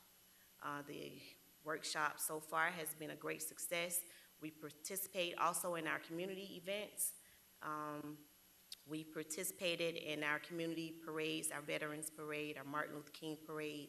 In 2018, we also participated in the Art Walk of Homestead, and we just do different events to keep the girls engaged, to keep them off the streets, to provide them with a solid foundation to make better choices, to help them to understand that it's okay to be different, that they don't have to portray attitudes and behavior of others that they see.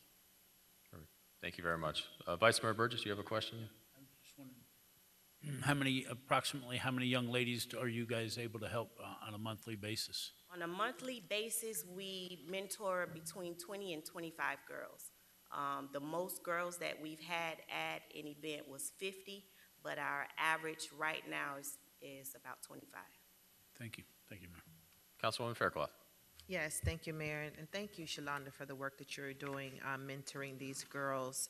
I think it's very important to build their soft skills, which you are doing, etiquette and hygiene and leadership skills. But one thing that's very important for me is how is that work translating and impacting what they do in the classroom?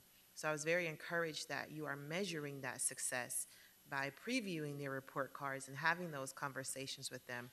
But in previewing their report cards, what were some of the benefits of your program that you've seen as a result of their quarterly report cards? Some of the benefits that I've seen is their behavior, their conduct grades improve. Where there were D's and C's, the conduct improved to A's and B's. And also I think it's the participation number where Their there's effort 1, 2, and grades, 3, right. the effort grade. The effort also improved. Okay. In our workshops are very hands-on. The girls are encouraged to speak before the group. They're encouraged to participate in the workshops. All of our workshops include writing activities. So the girls are encouraged to write, and we do feedback. So I make sure that they're grasping the material that we're putting out. I've heard from the parents that teachers are noticing the behavior changes in the girls, and also that the girls are participating more in the class, that they're opening up more, and that's helping them improve in their assignments. What are some of the schools that they attend? Some of the schools are West Homestead Elementary, Florida City Elementary, Homestead Middle School, Homestead Senior High School. Okay, thank you. Councilwoman Bailey. I just wanted to say, for anybody not familiar with the program, that I've known Ms. Caldwell now for a couple years, and they were an incredible help. The girls were great for our first year of Art Walk Homestead, and I've since been following I love how you put videos up of the girls speaking, and I just think it's an amazing program, so I will support this. Thank you.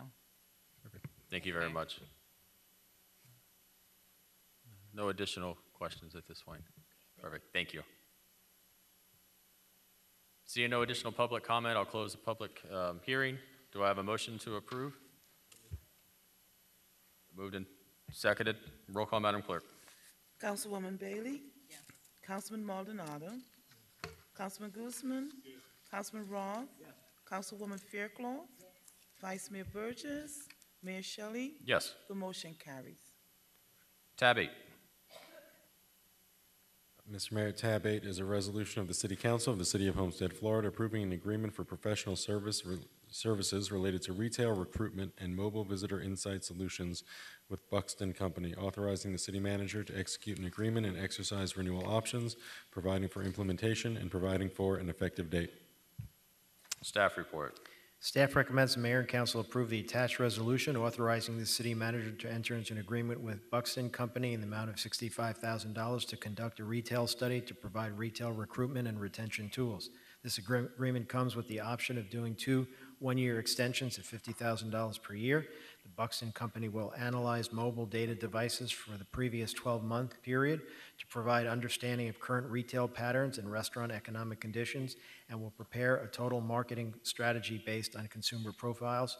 Additionally, they will conduct an analytical direct marketing strategy for specific retailers and restaurants that will complement the city's efforts in recruiting new retailers, provide tools to retain existing retailers, and promote an understanding of current retail conditions. Mayor, this is the same company we used early on in our downtown redevelopment process that identified data that helped us convince showbiz cinemas to come to the city. And so in that particular methodology, they used credit card data. Now things have kind of progressed, and when you're all using your GPS, fortunately or unfortunately, the cell phone companies know exactly where people are going and where they're stopping and where they're shopping and where they're coming from.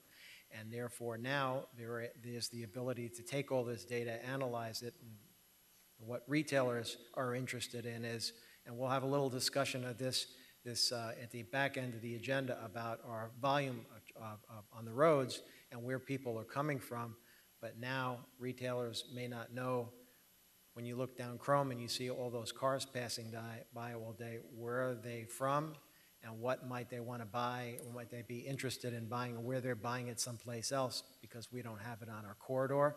But we'll also be looking at the city as a whole. We have heard from residents along the way about certain areas of the city and why can't we have better stores. And so we're going to utilize all this data to figure out how to recruit and potentially retain the retailers that we want and recruit new ones as well. Perfect. Any questions from council? Seeing none, this is a public hearing. I open it up to the public. Any questions or comments on tab 8? Seeing none, I'll close the public hearing. Do I have a motion to approve? Move. Do I have a second? Second. Roll call, Madam Clerk. Councilman Guzman? Yes. Councilwoman Fairclough? Yes. Councilman Roth? Yes. Councilwoman Bailey? Yes. Councilman Maldonado? Yes. Vice Mayor Burgess? Yes. Mayor Shelley? Yes. The motion carries. Tab 9. Tab 9 is a resolution of the City Council of the City of Homestead, Florida, authorizing the submission of a grant application to the Florida Department of State Division of Cultural Affairs requesting $500,000 for the Homestead CYBRARY, authorizing an amount of $1 million for the city's required matching funds, further authorizing the city manager to execute a grant agreement and related covenants and documents, providing for implementation and providing for an effective date. Staff report. Staff recommends Mayor and Council approve the attached resolution authorizing the city manager to apply for a cultural facilities grant in the amount of $500,000 for the Homestead CYBRARY and execute the contract once it's made available. City is applying for this grant in the amount of $500,000. The grant terms require the city to contribute matching funds at a 2-to-1 ratio in the amount of $1 million, which of course, as you've seen, our list of funding sources, this would qualify. Okay. Seeing no questions from council, this is a public hearing. Any questions or comments from the public on tab 9? Seeing none, I'll close the public hearing. Do I have a motion to approve? Move it. Moved and seconded. Roll call, Madam Clerk. Councilman Maldonado? Yes. Councilwoman Bailey? Councilman Roth? Yes. Councilwoman Fairclough? Yes. Councilman Guzman? Yes. Vice Mayor Burgess? Yes. Mayor Shelley? Yes. The motion carries. Tab 10. Tab 10 is a resolution of the City Council of the City of Homestead, Florida, adopting and authorizing the submission of the fiscal year 2019-2020 Community Development Block Grant Action Plan to the United States Department of Housing and Urban Development for approval, establishing a budget for community development block grant funds, providing for implementation, providing for an effective date. Staff report. Staff recommends Mayor and Council approve the attached resolution adopting and authorizing the submission of fiscal year 2019-20 Community Development Block Grant Action Plan to the United States Department of Housing and Urban Development for approval and establishing a budget. In order to receive CDBG funds each year, the city is required by HUD to prepare this plan that describes the activities that will be undertaken during the funding year. Public meeting was held April 3rd, 2019 to determine the projects and activities to be considered. Action plan must be submitted electronically to HUD Miami Field Office by August 15th, 2019. Any questions from council? Councilwoman Fairclough. Yes, thank you, Mayor. I would like to propose something a little different here. In light of the fact that we have attempted several times to obtain an operator to facilitate senior programs in our community, we haven't received the traction that I believe this council has envisioned for the senior programs. So I think we need to come up with an alternate approach to provide services to our seniors, and I'll talk to Parks and Recreation about that. But what has gained a lot of traction in our community, and several municipalities are getting on board with this, and it is STEM. We have had a very successful run with our STEM programs, with STEM Saturdays. There, in some municipalities, the expectation is for every school to become a STEM designated school. And my vision for this community is always to continue to be at the forefront of innovation.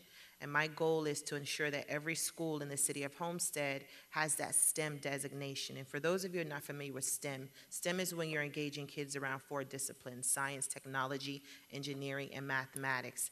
And when I looked at the research, we have one STEM designated school in the city of Homestead, and that is South Dade Senior High.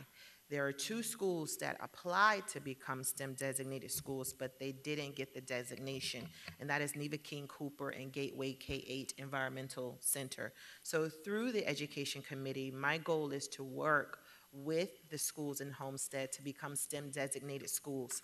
Somerset schools, all of their schools in Homestead are STEM designated. I want our public schools to be STEM designated also. So this is a perfect opportunity to provide this service to our students in the community, to get them passionate about these disciplines and then potentially pursue them. So I would like to propose the funds that we have here earmarked for the elderly programs to be earmarked for STEM programs in our community. There are several operators that can facilitate this, and I feel if we put this RFP out there, we will gain traction and we'll get a greater return on our investment. It's still in public service. It meets the criteria. Correct me if I'm incorrect. So that is my goal, to redirect these funds for STEM programming. That'd be the full 101,802. Yes. So, and change that from the line item from public services elderly programs to STEM programs. Yes. Any objections from council? Okay. Thank you. Staff, okay with that? Or- It's, that's acceptable. The only caveat, and it's just a procedural issue, is that we would have to re-advertise and go back out for another 30-day public comment period. That's fine. And we'd be coming back to you in July, at your July council meeting. And you know, the reason we do this when we do it is so we can have that option if, in case something needs to So change. Calvin, do you need this tabled, or do you? No, we need to proceed with the councilwoman's idea. We need to proceed with a motion on that. And then if it's passed, then I would immediately next week re-advertise. And just a few things, so we're clear, if we did pursue a STEM program, then, you know, clearly we're going to be looking at providers who that's what they do, you know. Oh, absolutely. Right. Absolutely. And 100% would be for low-income kids. And furthermore, we need to restrict it so it's 100% Homestead, city of Homestead residents. We won't have a problem with that. We have Right, STEM Saturdays. We reach capacity every Saturday. The kids are local. They're walking to the FICA Williams Community Center. So that will not be a problem at all. From a technical standpoint, though, I don't see anything wrong with it at all. So.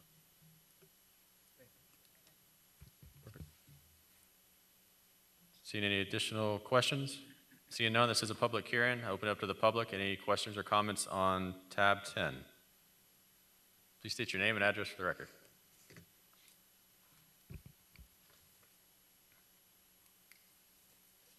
Kim Hill. Once again, I'm going to state that I am an African American. A lot of people get African American culture misrepresented through television and all other kinds of things. But let me state a fact. As an African American, number one, we were taught to respect the elderly and to be able to look out for the elderly. Within African culture, that is one of the main stable things within it. Now, it's been diluted through our sojourn here in America. Right now, I hear, Ms. Fairclough, you're talking about transferring the funds from the elderly to the children. We have programs for the children. Only thing we as adults need to do is step our game up and get our school board representatives, be able to step up our game and get our PTAs and everything to be able to provide these STEMs programs for in all these schools. The elderly can't speak for themselves. We're talking about transferring all of this money over. And who presides over this STEM program? May I ask Ms. Fairclough, who's running the STEM program? Hold on, Councilman Fair. Just ask the questions. No, and then I can, we'll get them answered after the public comment. Go ahead, ask your questions and make the I comment. have the right to be able to ask the same questions and get a response just the way all other citizens when they come up here and you engage in a dialogue. What is your problem with me asking relevant questions about my community? Ask the questions when you're done with your comments, it'll get let me answered. ask you, are you the puppet master? Because I asked Ms. Fairclough the question, and she was going to respond, but you interrupted me. Now, I could swear that these are relevant questions pertaining to the subject matter at hand. Am I correct? You're running out of time. Ask your questions so you can get it answered. Because you interrupted me, and you interrupted her from answering the question. See, you got to get away from this plantation style of mentality. I'm not your slave, and you're not the master. You work for me, and I'm a taxpaying citizen. Allow me to ask my questions, and you respond in a proper manner, and give me the respect that I'm due. Once again, Ms. Fairclough, you can answer my question if you choose to.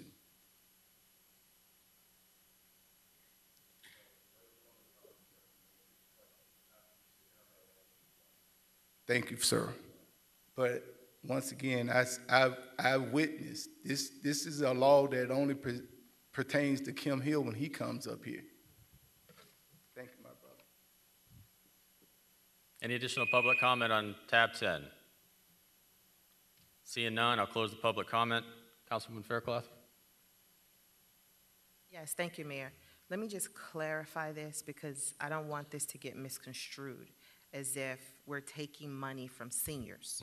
We're not taking money from seniors. We have advertised public service elderly programs several cycles. We have not gotten the traction.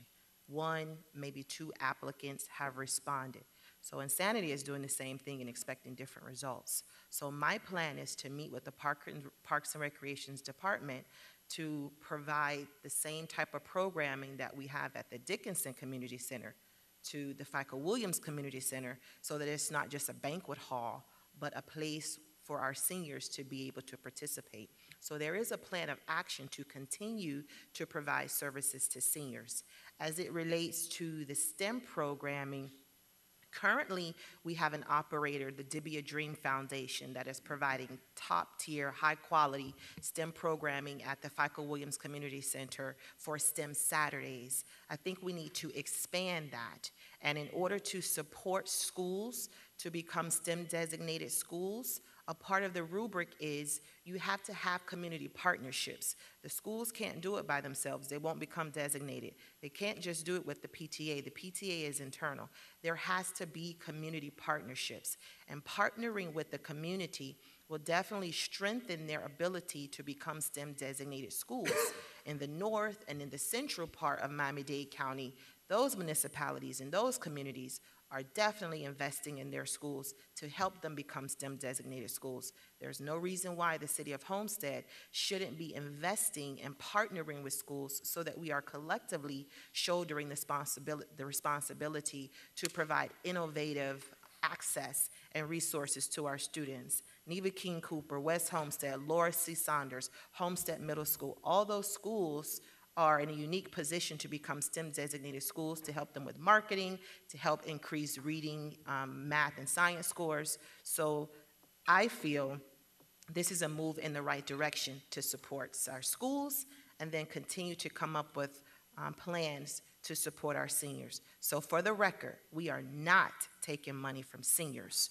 We are coming up with a plan to continue to support them while supporting our schools, our students in these at-risk, high-need schools.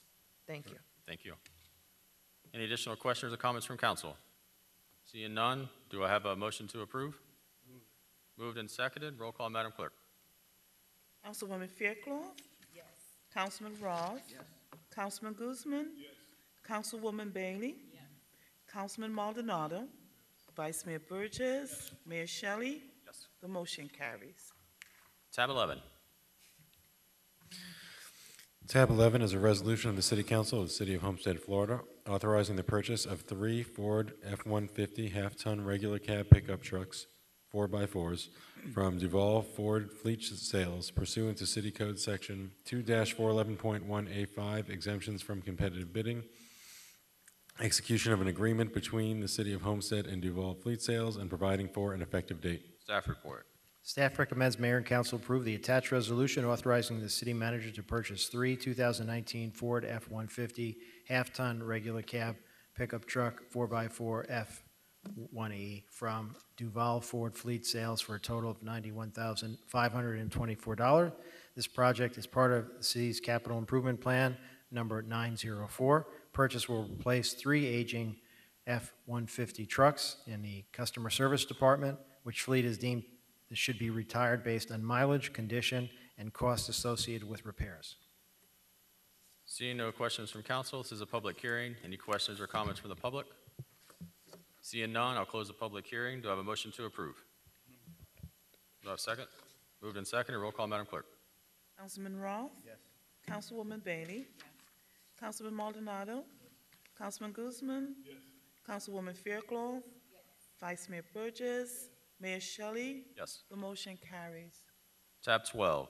Tab 12 is a resolution of the City Council of the City of Homestead, Florida, approving a service agreement with the Florida Gas Transmission Company, LLC, authorizing the city manager to execute an agreement, providing for implementation, providing for an effective date. Staff report. Staff recommends Mayor and Council approve the attached resolution authorizing the city manager to enter into an agreement with the Florida Gas Transmission Company, LLC, for the transportation of natural gas to the Gordon Ivy Power Plant using rate schedules FTS-1 from August 1st, 2020 to July 31st, 2030. On October 1st, 1993, the City of Homestead and Florida Gas Transmission Company entered into an agreement for firm natural gas supply under the rate schedule. Florida Gas Transmission's pipeline is physically connected to the Gordon Ivy Power Plant and is the sole provider of natural gas for the 10 power-producing engines at the plant. This agreement renewal will hold firm the amount of natural gas supplied to the power plant for the next 10 years. See no questions from council. This is a public hearing. Any questions or comments from the public? Seeing none, I'll close the public hearing. Do I have a motion? Moved and seconded. Roll call, Madam Clerk. Councilman Guzman? Yes. Councilwoman Fairclough? Yes. Councilman Roth? Yes. Councilwoman Bailey? Councilman Maldonado? Yes. Vice Mayor Burgess? Yes. Mayor Shelley? Yes. The motion carries. Tab 13. Tab 13 is a resolution of the City Council of the City of Homestead, Florida, authorizing Miami-Dade County to acquire rights-of-way located along Southwest 328th Street from US 1 to Southwest 187th Avenue, and to take any and all appropriate actions to accomplish acquisition of the rights-of-way on behalf of the city and at no cost to the city, providing for an effective date. Staff report. Staff recommends Mayor and Council approve the attached resolution authorizing Miami-Dade County to take any and all appropriate actions to accomplish acquisition of right-of-ways on behalf of the city for the Southwest 328th Street widening project. The project location begins at Southwest 187th Avenue and ending at US 1. Project will be funded by Miami-Dade County road impact fees, and the city will not have any financial obligations. See no questions from council. This is a public hearing open to the public. Any questions or comments? Seeing none, I'll close the public hearing. Do I have a motion to approve? Moved and seconded. Roll call, Madam Clerk. Councilwoman Bailey? Yes. Councilman Guzman? Yes. Councilwoman Fairclough? Yes. Councilman Maldonado?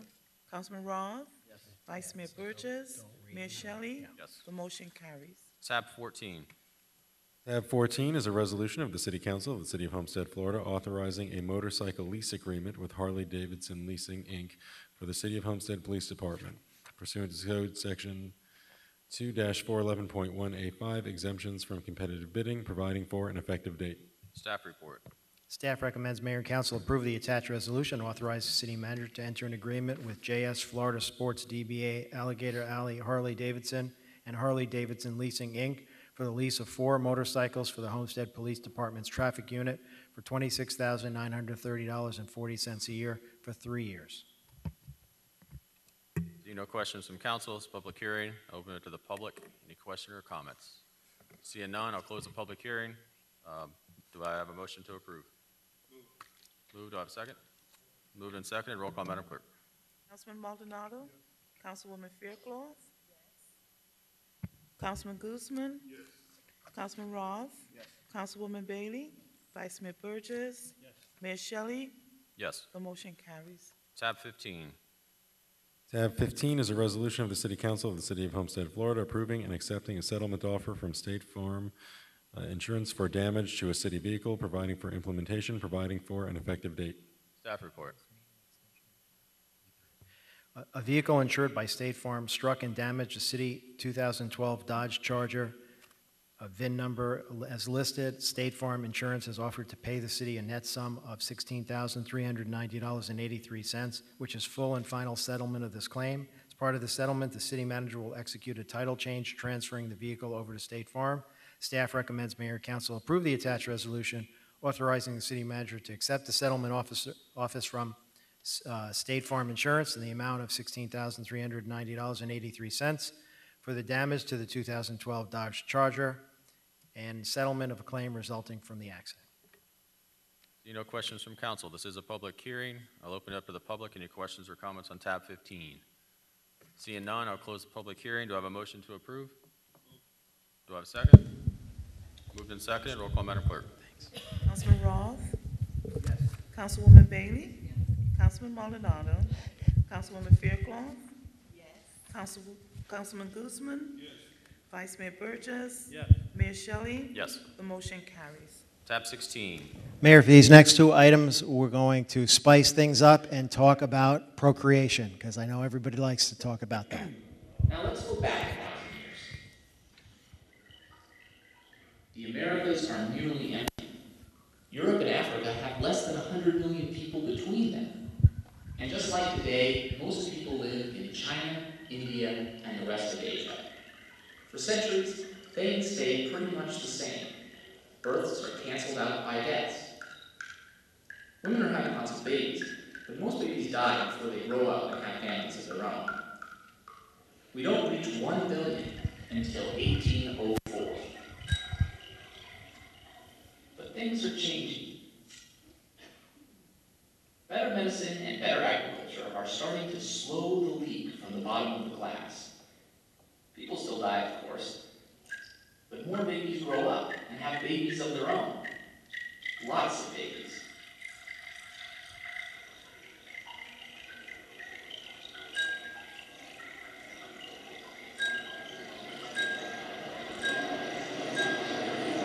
We've grown from 1 billion to 7 billion, and it only took 200 years. Will we keep going like this? Probably not. The UN says we'll level out at 10 billion by the end of the century. So as we continue to grow from 7 billion, the question is, can the world hold that many people? So I'm not here tonight to answer that question because I have no idea. People smarter than me are going to have to decide on that answer. However, we are here because there's 2 items on the agenda that deal with traffic technology.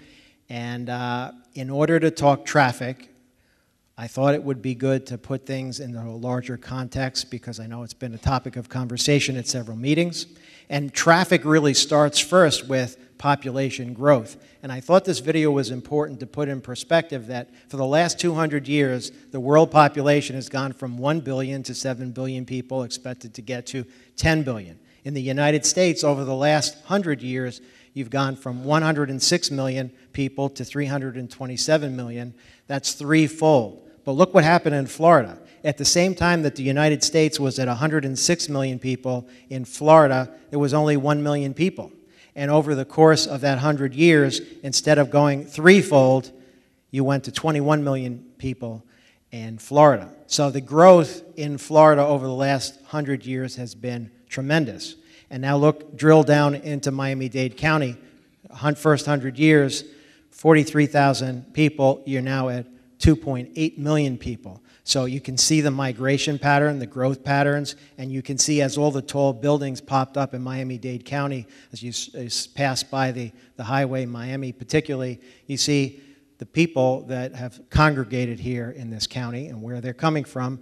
And obviously, when you look at Homestead, you do see similar patterns, but also when you look at Homestead, 70,000 people from 1,300, and you go back to that 2.8 million. This map is very important, and this population number is important because what we're going to talk about with the traffic systems, but you have 70,000 people in a county of 2.8 million, and when you look at the cities, Miami Beach, Miami, Doral, Coral Gables, all these places where you're seeing significant population numbers, all that ties into the question for tonight. Now, we go back to procreation and the laws of nature.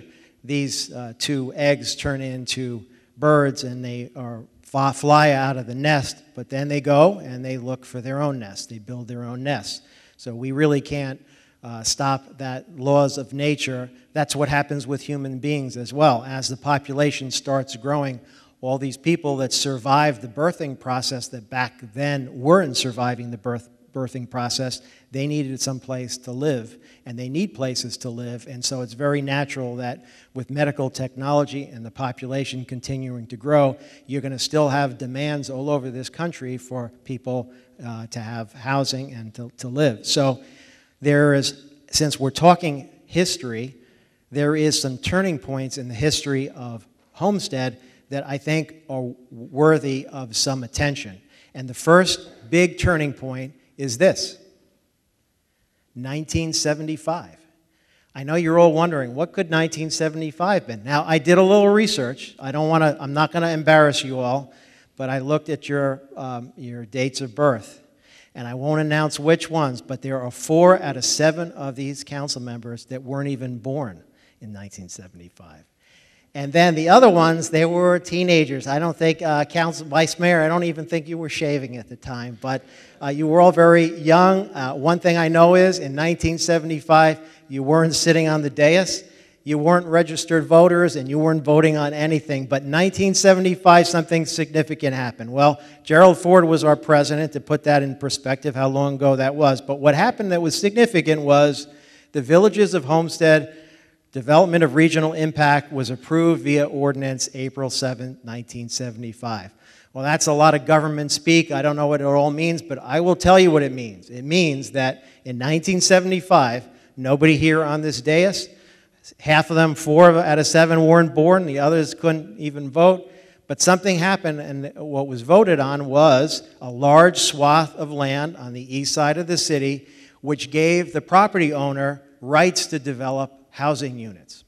And how many units did they allow, or did they approve, did they vest rights for in 1975? Wait for it, 14,283 units. So when 4 out of 7, you weren't born, 3 of you weren't thinking about anything going on with this local government, these rights came to bear, not to mention these units, but also square footage of retail and other things. Now, this number eventually morphed over time because the plan went from less housing and more retail, and it ended up being whittled down to the 9,000 range. But these units really were the framework of now people drive down the street and they look and they see houses that they didn't see before, and they see some that are under construction right now, and they wonder, well, where is that coming from? Well, it's really coming from 1975. And it wasn't just this one regional area. There was also the potato farms that eventually become Waterstone, and certain other areas that were vested at a time when none of you were here sitting on this dais. Now, why do I mention this? Because the eggs hatched and the birds flew, and then they went and nested and found their own nests. Well, that is what you really see when you see so much more volume on the road. Is the whole county, the whole state, the whole country, there's way more volume on the roads now because there's more people that are living, and they're living someplace, and they need to get from their homes to their places of work. One other thing, and the Councilwoman Faircloth will correct me on this when I show you the next slide, just in case. I think I got it right, but I'm just going to make sure.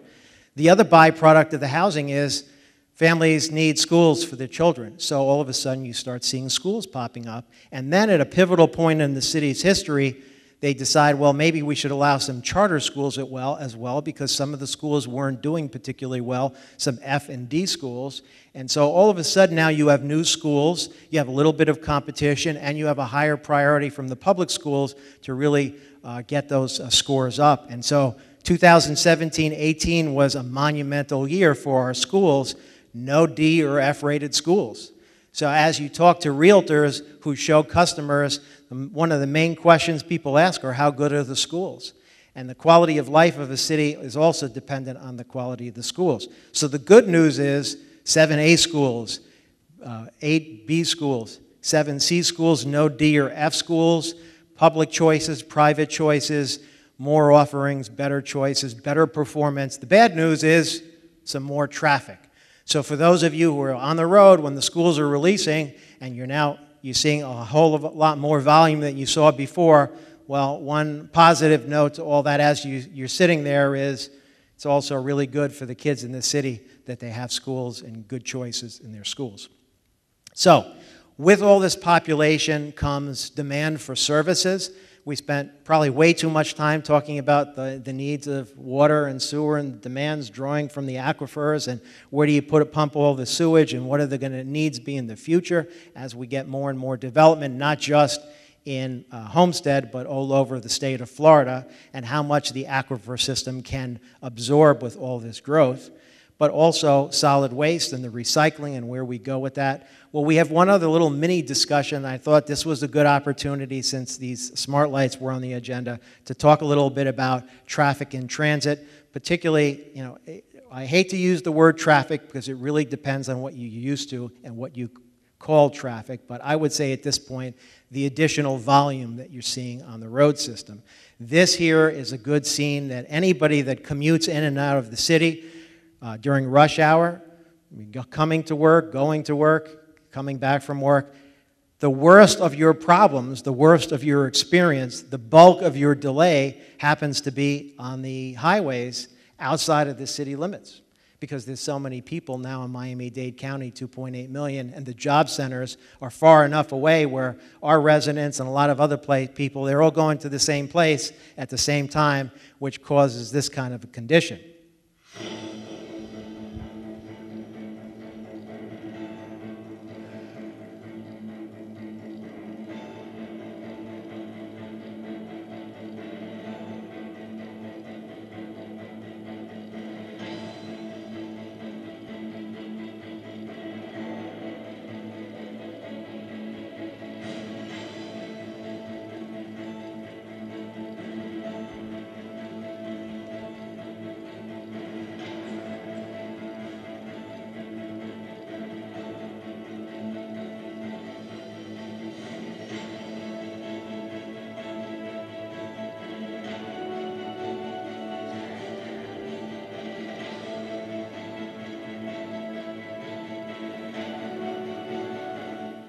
So this study was done, when they say Miami, what they really mean is the study incorporated Miami-Dade County, Broward County, and Palm Beach County as the metropolitan area, and they compared that to the other metropolitan areas all over the world. And consistently in this study, we ranked very high in terms of the amount of traffic. And in fact, it's one of the worst traffic conditions in the world, this metropolitan area. A lot of it has to do with the lack of transit options as well, and some other planning issues that occurred way before anybody's time. But I think it's safe to say that this traffic gridlock outside of our city borders is fairly significant, and everybody's dealing with it. And it reminded me of the movie Planes, Trains, and Automobiles, because most people, I think, get that the bulk of the problems are happening outside of our city limits, but still people see additional volume on our roads. And so I thought this was a good opportunity to kind of raise awareness to the question. Planes, Trains, and Automobiles was that movie where these guys are trying to get home for the holidays, and no matter which means of transportation, it's because there's so many people traveling at Christmas time, it becomes a nightmare for them. So I thought I'd start with planes and ask, Does the city of Homestead control the airport? Well, I think everybody knows the answer is no. We don't have any control over the airport. Miami-Dade County, you fly out of the airport, it's the county that controls the airport. If you fly out of Fort Lauderdale Airport, it's going to be Broward County that controls the airport. The city of Homestead has nothing to do with the controls of the planes, the airports, anything associated with the flying. Well, what about the buses and the trains? Well, but for our trolley, it is Miami-Dade County that controls the bus system, controls the metro rail. Their responsibility for transit within the county is theirs. There's some other agencies that handle more statewide and interstate travel, but one thing is for certain, the city of Homestead does not control the buses or the trains. This one is where people get a little confused. It gets a little muddy. I think some people know that there's state roads and there's county roads and there's city roads, but when they're kind of driving around the city, for the most part, many people think the city is the one that controls the road system. So I'm here to dispel that myth once and for all, and I can prove that to you that it is not the city that controls the road systems, it is Miami-Dade County. And here it is, Chapter 2, Article 8, Section 2-951. This is when the county assumed jurisdiction of all the road systems in Miami-Dade County. This, by law, gives them the powers and the duties which were created especially for them. If you want to go online and look at the whole thing, feel free to read it. You can see it for yourself. It's all there. I'm going to pull out a couple of sections that I think, though, are relevant to tonight's discussion. But before I do, I want to mention one other thing. They're not doing you any favors. They're not doing me any favors. You pay them. That's your tax dollar. For every dollar that you pay in property tax, 36 cents of that goes to the county for these services. One of their responsibilities is traffic and transit, and you pay them. Now, they use some of that money for traffic and transit. They also get some federal and state dollars. They get some other funding sources. But this is a service that you as a taxpayer pays for, and they're responsible for it. This is right from their website. The division maintains almost 1 million reflective and illuminated ground mounting and overhead signs. There are 1 million signs, road signs, all over the county. They have a limited amount of staff, but they're responsible for every single one of them. If it falls down, if it needs to be repaired, if one needs to be put up, they're responsible for it. That's their jurisdiction. They're also responsible for traffic engineering.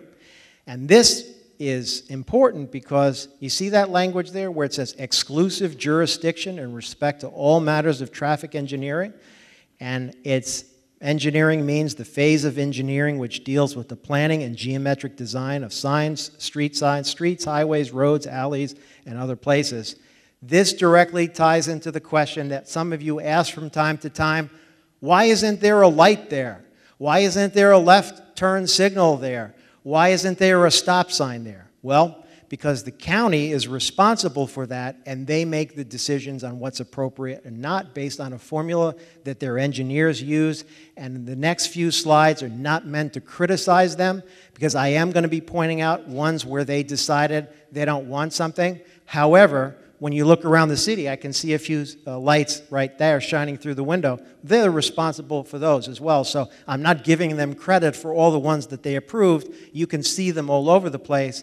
But I just wanted to make the point here that this study and this power that they have, we go to them and we say, may we please have a left turn signal on Chrome and 304 Street? And twice they said, no, you may not, because it does not meet the criteria. Here's another one, Chrome and Campbell. 4 times we go to them and we say, may we please have a left turn signal, because we think traffic will move smoother if you had that. And 4 times they said, no, it does not meet their criteria. Here's 152 in Town Center Boulevard. Look at this one here. It begs for a traffic signal. Most people that drive there say, yeah, this is one that we think we'd like to see a light at. Well, they say no twice. And there's a few more here. But it just makes the point, this one here they approved, but we're waiting for it. So if you come down 137th and 272nd and you say, why don't we have a light here? Well, it was approved here. It's just they haven't gotten yet to installing it. So I wanted to make the point that on the jurisdictional question of when does a sign become a sign, when does a light become a light, it really comes down to the county. What we do is through our police department when we notice traffic hotspots, or with the Public Works when they see operationally, because we do have the city engineer that looks at this as well. Sometimes we ask them for studies, but the study is the study, and whatever it either meets their criteria or it does not meet their criteria. And this is the big one for tonight. This is the Traffic Signals and Sign Division of the Public Works Department is responsible for operating and maintaining Miami-Dade County's traffic-related infrastructure to ensure the safe and efficient flow of pedestrian and vehicle traffic on the arterial streets. Direct quote from the guy that runs the place. We have 11 engineers right now trying to see all 3,000 intersections. So you have 3,000 intersections for 2.8 million people in the entire jurisdiction, 3,000 intersections. You got 11 people total on any given day. All 11 of them are there, but likely some of them are out in the field. Some of them are on vacation or out sick. But you got a total of 11 looking at 3,000 traffic lights. And of those 3,000, at the time of this quote, which is in 2017, they had about 150 cameras. So the bulk of what they do is not looking at the intersection with video camera, they're looking at their computers and checking out the data. Now do the math. You got 3,000 intersections, only a couple of hundred of them are with cameras, the rest are in computers, 11 people total watching this in real time, 24 hours a day, 7 days a week.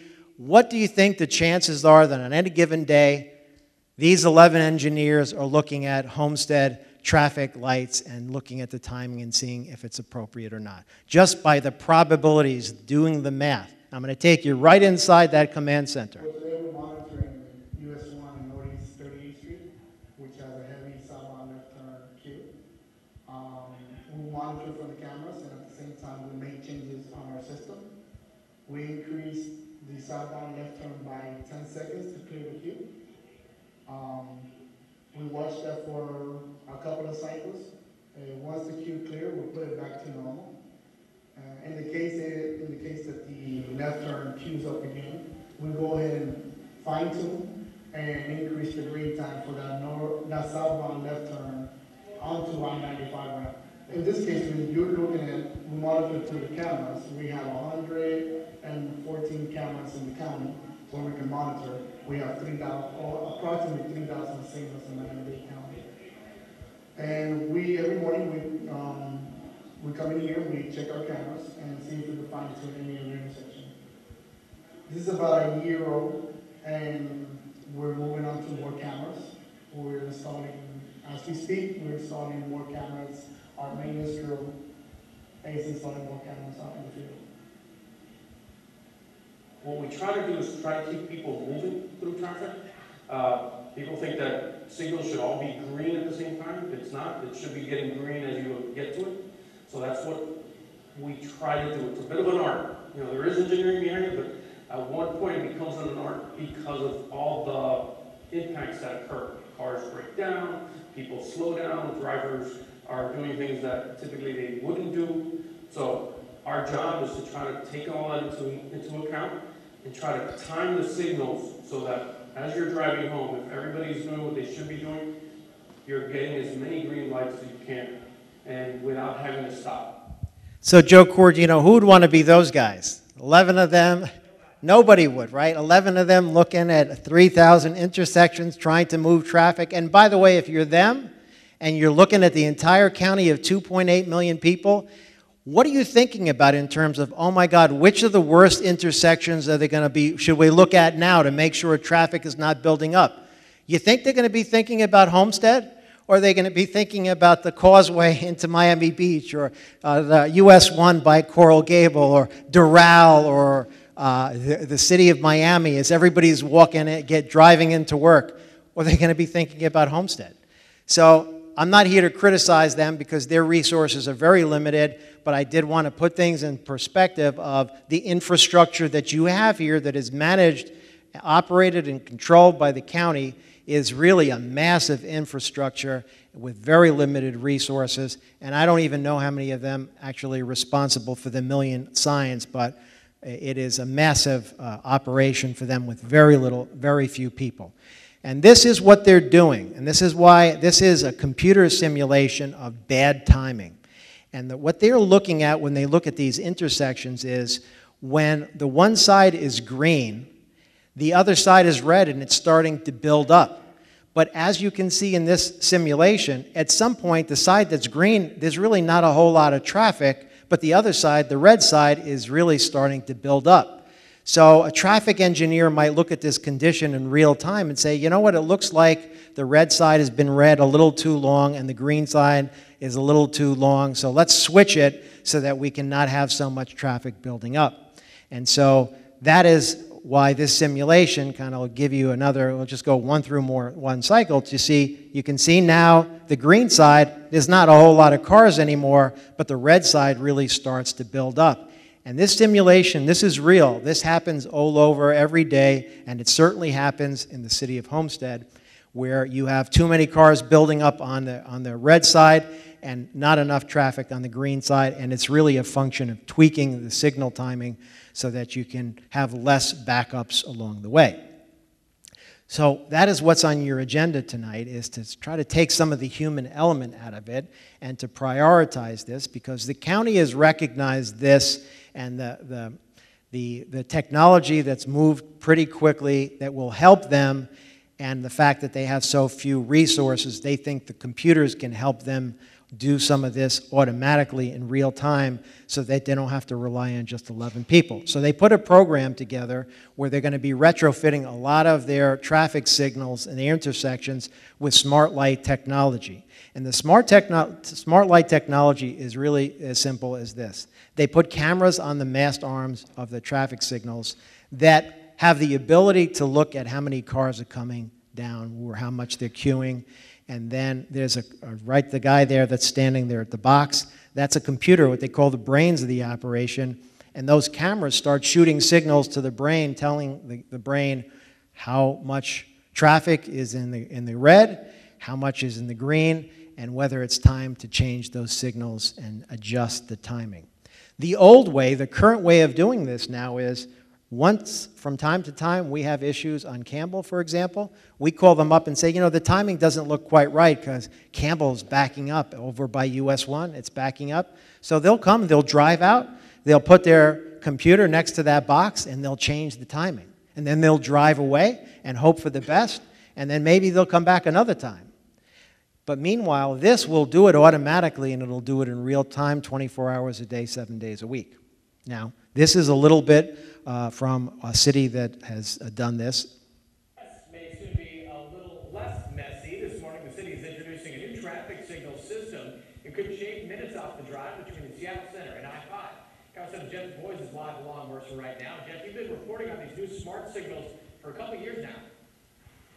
John, back in 2015, the Seattle Department of Transportation decided to upgrade the light signals here in accordance with the realignment of the Mercer mess and adapt these adaptive lights. The basic premise is this: the green lights will now continually adapt to arriving traffic, which means drivers will waste less time sitting at red lights and will move through the corridor more efficiently. The $13 million project is part of the $930 million Move Seattle property tax levy.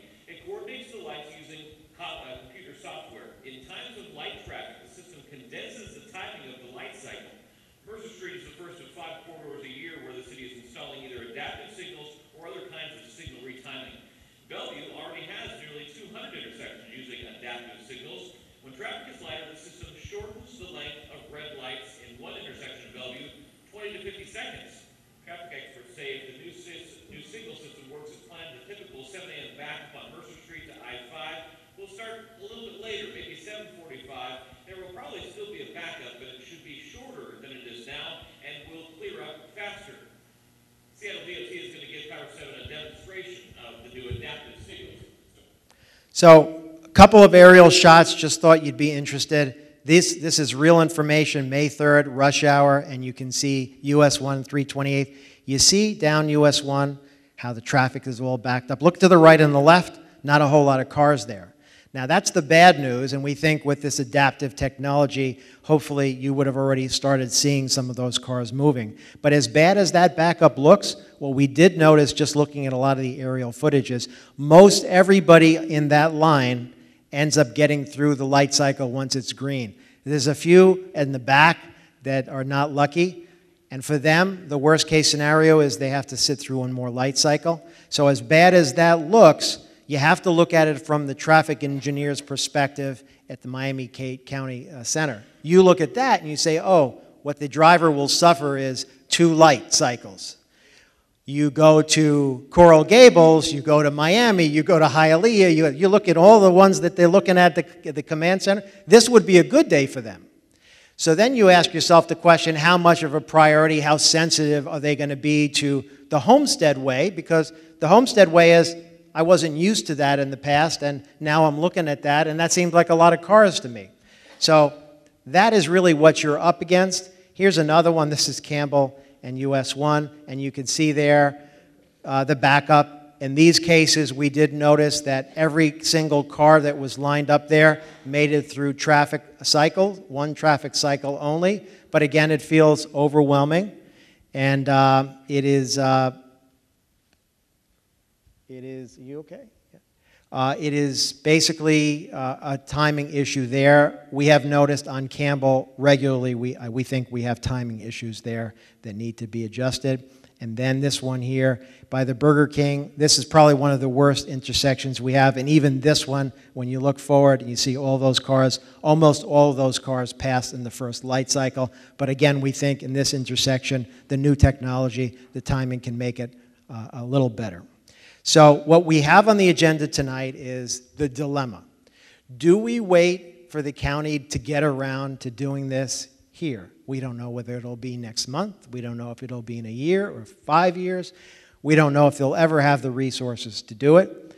And what we're proposing is that we use city transportation dollars. They're part of the PTP funds, not from the general fund. And we go ahead and we buy this equipment and we install this equipment at 10 locations. And what you're looking at with this map is it's a long string on US 1 and on Campbell. So I'll take you down. You start at the Burger King. It would be that intersection. It would be there, US and Campbell. It would be this one here at 320th, right next to City Hall. And then there at 328th Street. These here 4, we see a lot of traffic. And the traffic, by the way, is coming from all over. It's coming, people going to the Keys. It's a lot of traffic that has nothing to do with Homestead. Some of it does. And it also involves people that are trying to get to the highway and back. So, and then on the Campbell side, this would be the first intersection if you made the right onto Campbell going east, and you would see 167th, and then 162nd, and then 157th, and then Turnpike North, and then 152, right there by the hotels and the pharmacies. And then finally, at the end of our string there, just as you make the left onto, you can make the left where the gas station is, or right to go up by the track. So those are your 10 locations.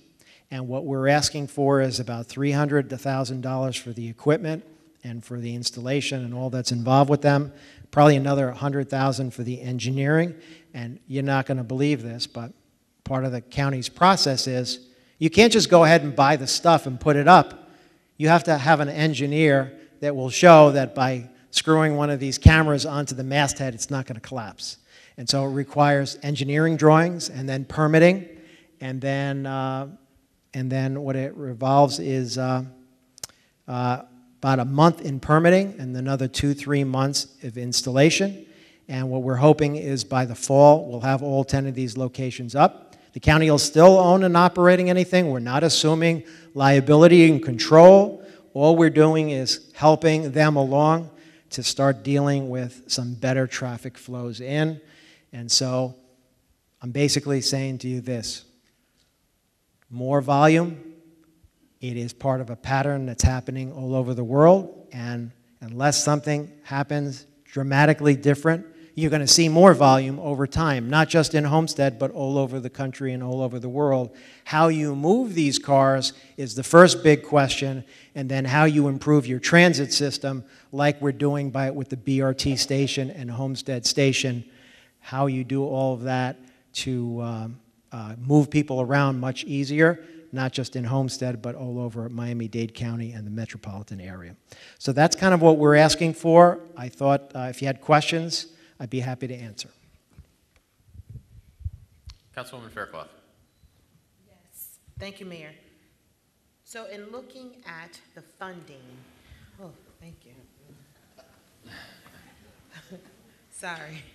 So in looking at the funding for this item, I think it's very important for the record to reflect that the funding will not be coming from the general fund. Correct. It will be coming from the People's Transportation. The penny sales tax. Right, penny sales tax, which clearly it stipulates that it has to be geared towards transportation-related items. Yes. Okay, so I want the community to understand that if this passes, it does not come from the general fund, but the People's Transportation Fund, penny sales tax dollars, okay? Yes. Okay. Thank you. I need a motion to extend the meeting. Do I have a motion in a second? Move. Do I have a second? I got that down to a half hour, so I thought that was pretty good. How long was it? 34 and a half minutes. Okay. We had practiced that it was 35 minutes. I thought I had. Do we have a time period for the motion to extend? Another 30 minutes. All right. Motion to extend for 30 minutes. All in favor, say aye. All right. I think it was more exciting though than recycling, though, wasn't it? Councilwoman Bailey. Glad I took your advice and got the extra coffee. Thank you. My only question would be why we didn't consider Chrome and Campbell with the truck bypass. I think that might be a smart. I think that is the exact answer why it's not on there. Julio?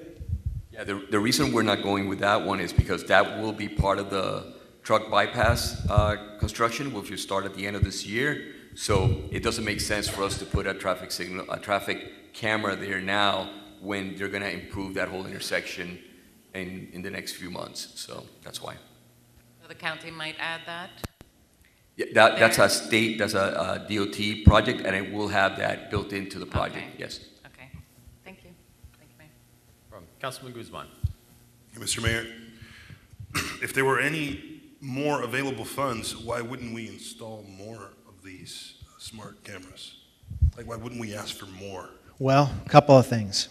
This was a pretty rough process to get them to agree to this.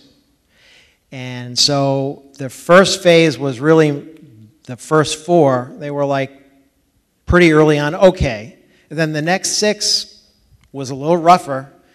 We took the 10 and we said, let's do them first. Let's see how they go. And then after that, if we can prove to them that it was a smooth and seamless process and it didn't cost them anything, then maybe we go back for more. And at that point, we'll also have 2 major arteries tested at that point because they're working in other places, but we're going to want to see them for ourselves.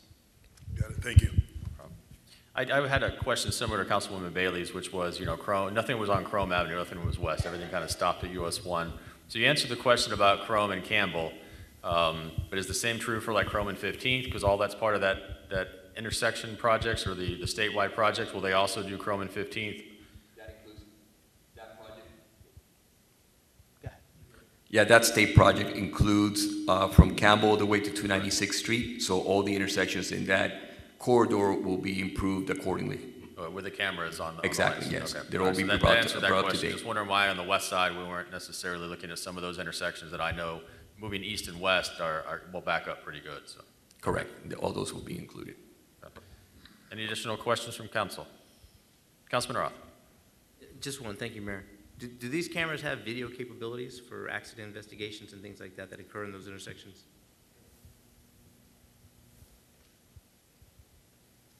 Yes. Yes, they do. They do. Thank you. Thank you, Mayor. No problem. Councilman Maldonado. I did notice in the traffic camera on where the Honda, Key Largo Honda is at, it says that those are traffic, kind of like the traffic light cameras. Is that, so there's those basically the same cameras that were kind of lined up on US 1. The camera that's at that intersection has a sign that says that it's being recorded. Is that something that they could turn on and do, or is that maybe like a false sign. I'm thinking it's more false than anything, but do you have any information on that? Well, And a lot of folks do think that those are kind of traffic, the ones that catch you if you're running the red light. No, they do not. Those are not for doing citations or anything like that.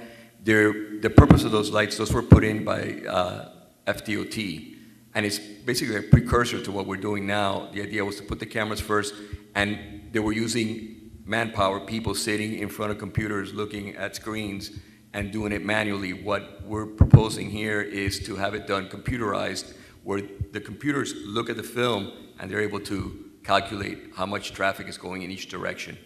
Yeah, and also, some of them you'll see now, the county, on US 1, one side will have cameras already, but they have to, each side has to have cameras. It has to be a camera in all 4 directions, or 6, depending. And then also, even when they have the cameras, the brains aren't hooked up, so that would be another phase for them anyway. So even if you see a camera and say, oh, geez, good, they have a camera there, it really is useless to us unless there's all directions have cameras and they're connected and providing data to the computer. The computer has to be installed, and then the computer has to start making decisions. So the ones that we are proposing are the ones that are proposed before us, are the ones that are the smart cameras, correct? Correct. Thank you. So the question about Councilman Roth, though, does concern me a little bit, because I'm not a big fan of government bodies having access to, just recording cameras all the time. It's one of the reasons I had an issue for red light cameras for all those years. So, I thought this was more of a standalone, computer operated, but you're saying that this could be monitored, recorded through the process. Well, I mean, ECONOLITE, is ECONOLITE here? Yeah, why don't you come up and just address the issue of, it's more of a surveillance question, I think, than anything else. And if you wouldn't mind just addressing that. Mayor, Vice Mayor, council members, my name is Mark Miranda with ECONOLITE. Those cameras are video detection surveillance, they're not surveillance cameras. They don't record, they stream live. And what they're really looking at is just volume and occupancy of a lane. Right. So, no. But why don't you address the question of, once these 10 intersections are live, what happens to that footage? That footage is not recorded by a DVR or some sort of thing. That's recorded volume and occupancy to the computer or the traffic controller, and then it can make decisions from there on how much time you spend. But after, what happens to the data when it's after the event? Is it stored someplace, or? Correct. So those volume and occupancy data, it's stored on the traffic controller, then pushed out to the central ATMS system. But the data, but what about the actual video footage? No. Okay, so what's happening is, it's a yes and no answer, is the computer sees things and it creates data, and it's pumping through a system and it's saving car counts, basically. But the actual, can you look at it and see, oh, there he is, there's Mayor Shelley in the car, you wouldn't be able to see that. You can see that, just like a CCTV. But after the fact. Yeah, just after live, the fact. just live. It's just live. It's not recorded. Right. It's okay. not, yeah. All right. So only I can see that, Mayor. Don't worry about it. That was the purpose of the question. No, but that answers my question. That alleviates some of my concern about having a government body just having access and compiling tons of data and what they do with it. So, all right, thank you. And then the other thing I would say, just on the whole issue of traffic and transit, is I would hate to see this topic go to waste once you leave here, because there's a couple of lessons, one of which is your county government's responsible for this. And so if your citizens are not happy with the way things are progressing, that is fair game for you to communicate that to your county officials. It's fair game for a community dialogue on, are there sufficient resources going to traffic and transit in this county, and what can be done about it from the people who actually have the ability to make it. Now, some of the things they do that may irritate some of your constituents, they're not wrong on, which is, if a city government can just, the mayor picks up the phone and says, I want a sign there, I want a traffic light, and that was happening for a while. You get a call and somebody says, why isn't there a traffic light? Next thing you know, traffic lights are popping up all over the place, not data-driven, just based on some politic of the moment. You don't necessarily want that either. But if you're not happy with the service, this is something that you should all be thinking about in terms of, you got county mayoral elections coming up, you got county elected officials, you've got people that can talk to you about what their plan is for the future. And then, of course, the issue of home rule is making sure your residents are aware that you're not responsible for this. And you really aren't responsible for the timing of the lights, where the lights are, where the signs go, and you're also not responsible for the most part for those units that popped up all over the potato farms and all those other places. And so I realize there's some irritation about volume, but the volume comes and it's actually substantially less than other places in the county. Any additional questions from council? None. City Attorney, do we need to, because we didn't read the actual resolution, do you need to read the resolution before we go through the processes? We'll take the tabs one by one. Can we combine them both? Can you read both of them? I can certainly read 16 and 17 together. Yeah, since it's all related, and that way we can do it all in one combination shot. Tab 16 is a resolution of the City Council of the City of Homestead, Florida, approving an agreement for traffic signalization services with ECONOLITE Systems for a total amount not to exceed $300,170.48, authorizing the city manager to execute the agreement, providing for implementation, providing for an effective date. And related, tab 17 is a resolution of the City Council of the City of Homestead, Florida, accepting a proposal and approving work authorization with the Cordino Group for engineering services related to the design and preparation of signalization upgrade plans in the amount of $89,000, providing for implementation and providing for an effective date. See no additional questions from my colleagues. I'll now open the public hearing. This is a public hearing. Any questions or comments on tab 16 or tab 17? Please come up and state your name and address for the record.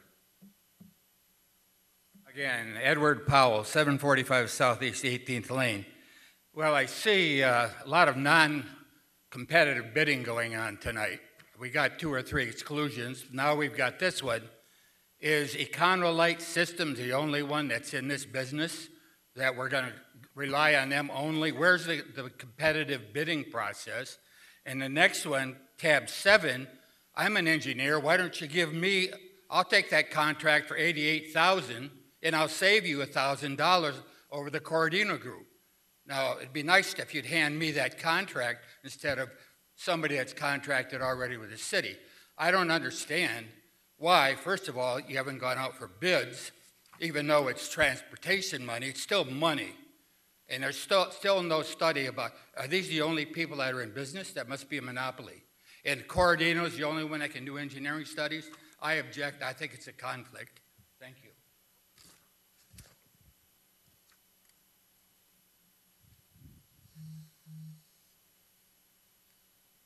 Council, Mayor, Vice Mayor, and citizens. Quick question. If we're going to, as a city, appropriate these fundings for this study in which we're going to do on the traffic, and that's utilizing tax dollars that we're already paying, are we going to get that money back as a citizen, as the city? Because we're doing the research for the county, if I'm correct. We're going to do that. Am I correct with that statement? Okay, if I am not correct, then please forgive me. However, what the average citizen wants to know, we know that there's a traffic problem. And of course, timing with the lights could possibly rectify some of that. But what we have also been dealing with, the lack of respect. When I say a lack of respect, it should not take more than 2 years to build a road that is less than a half a mile long. That is Southwest 8th Street, well, Southeast 8th Street. It should not take that length of time, Mr. Mayor, for the county to have engineers on almost a daily basis come down and look at that, and yet we still can't see any resolution. It shouldn't take that long, Mr. Mayor. Is there a reason why it is taking as long as it's taken, outside of the fact that I think is a matter of not respecting the citizens of Homestead?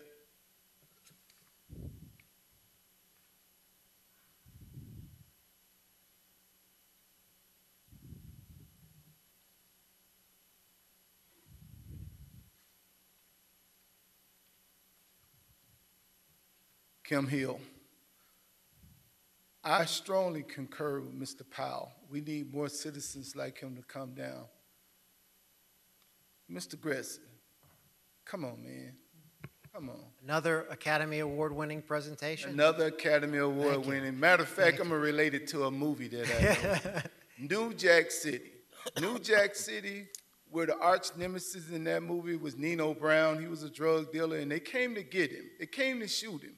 Well, the first thing what Nino did at that wedding was he picked the children up and put them in front of him. Picked the little baby up and put the baby up for the shield. You just came up here and put children up. What they're talking about, schools and everything, this was the shining light and everything. And you just bored us to death with it. Then you come back, and then ask us to give some money up that the county is supposed to already pay. This is their responsibility. And what you said was, well, maybe we can put more pressure on them later after we go spend our money. Does that really make sense? Does that make sense for me to elect Mr. Roth and have him up here and he can't call and put any pressure on our county representatives? Ms. Bailey, you can't do that? Hey, Mr. Maldonado, you know I'm going to ask you that question too. It doesn't make any sense.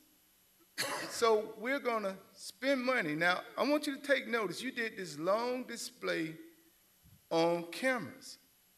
How many times have you ever came up there and did this display for body cameras? How many times have you did the research? How many times you're asking all these questions, Mr. Maldonado, but black lives are being killed. I mean, just being destroyed. But yet we can go do this long scenario about spending money on something that someone else is supposed to be buying because you choose to be lazy and not force them to do it. So, George, you use your time all the time, but not wisely, to come up here and give us shenanigans. That's the same display that you gave when you raised the water rates up 30%. Same old one, same long dissertation that you have and present it, and we're supposed to just trust you. It is your job to put him in check. Any additional public comment? Seeing none, I'll close the public comment. So the ECONOLITE, though, that's the county-chosen vendor, right? We have no choice I but to took a utilize. little note so I could answer them in order, if you don't mind. The first one is that's the vendor of choice. Right. So that's what the county went through their system. They own the property, so they're going to have the vendor that they have. They may do another RFP for their next wave of them, but for right now, ECONOLITE is their vendor of choice. And the Cordino Group has been working with them in Key Biscayne. And they, by the way, in Key Biscayne, tried the concept of, we would like to do it. We'll front the money, but we want to be reimbursed. And that created a real logjam in terms of getting the county approval. So to the accusation that it's double taxation, well, I mean, I think the dollars are going to be spent either by the county's PTP, likely, or it's going to be by our PTP. That's $300,000 less of our PTP we won't have to spend on some other traffic project. But in an ideal world, it would be better if they just do it tomorrow with their own funds and with their own people, and we don't have to come to you. We're offering this alternative just because we think it's a practical solution and we can get it done quickly, and we can't really offer that if we wait until they get to us. And as far as the lack of respect on how long it takes the county to do projects, again, I would just suggest citizens who have those issues should talk to their county officials, because the reality is there's 2.8 million people in this county, and there's a tremendous demand for service.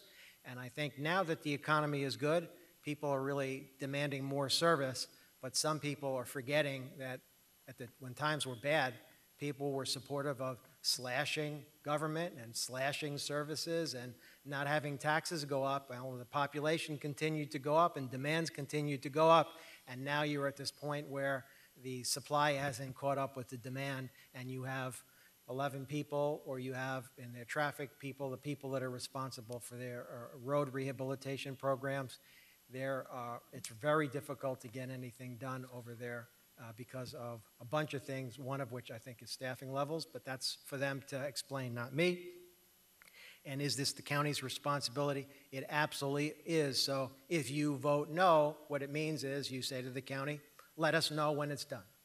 And I don't know whether that's going to be in a month or it's going to be in 3 or 5 years. And the question is, for $400,000, do you want to wait, or do you want to use transportation dollars to do it now and get 10 intersections out of the way and see how it goes?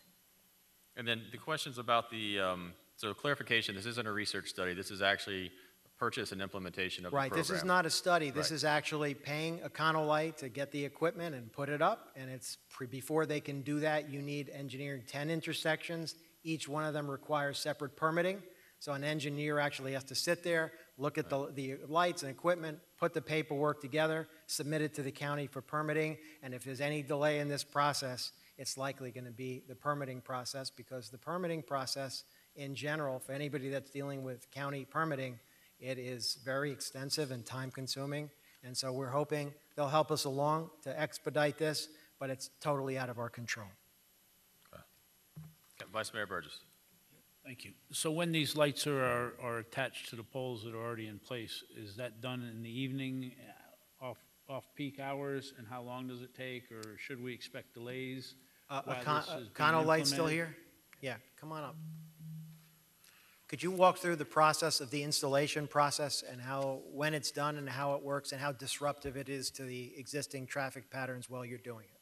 Sure. So the installation of the traffic controller is installed in the traffic cabinet, which is in the corner. So no lane closures, nothing of that.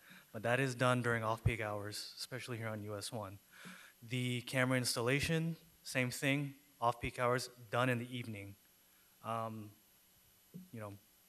Lane is closed in the middle, get up on the bucket truck and put those cameras up on the mast arms. Thank you. Thank you. Sure. Thank you. Any additional questions or comments from council? Seeing none, do I have a motion to approve tab 16? Moved. Do I have a second? Second. Moved and seconded. Roll call, Madam Clerk. Councilwoman Fairclough? Yes. Councilman Maldonado? Councilman Roth? Yes. Councilwoman Bailey? Yes. Councilman Guzman? Yes.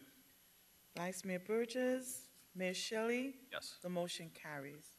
Tab 17. Do I have a motion to approve tab 17? Moved. Do I have a second? Seconded. Roll call, Madam Clerk. Councilman Maldonado? Yes. Councilwoman Bailey? Councilwoman Fairclough? Yes. Councilman Guzman? Yes. Councilman Roth? Yes. Vice Mayor Burgess? Yes. Mayor Shelley? Yes. The motion carries. Tab 18. In early May, the police department's mobile command post was sent to MBF Industries in Sanford, Florida, to have some minor repairs and maintenance issues addressed.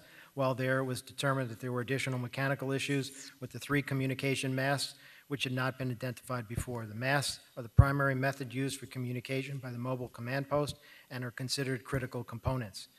The MBF Industries has notified the police department that repairs will take approximately 4 to 6 weeks, which is well into the hurricane season. Due to the nature of the emergency, the city manager's office under section 2413, emergency purchases, authorized the emergency repairs to the mobile command post to MBF Industries in the amount of, and there's a change here, the total is $32,128.48.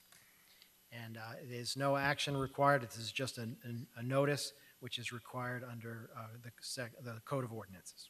Okay. And did we receive prior notice to this, or is this the first time we got notice? Was that this agenda? Did we get it as by email or some other means? Because sometimes when you guys have these emergencies, you'll send out an email to at least let us know it's occurring and that it'll be on the next agenda. Did that occur, do you know? No email went in. Huh? No email had gone out. Okay, because it would be good to at least get it in real time next time, because I Agreed. know that historically had been the practice, so that Yes. way it doesn't come the first time at a council meeting. We're now into public comments. You'll have 3 minutes. Come up and state your name and address for the record. That comes at the end during his, yeah. The first person under public comment is Monique Barley. Is Monique still here? No? Next is Ed Powell.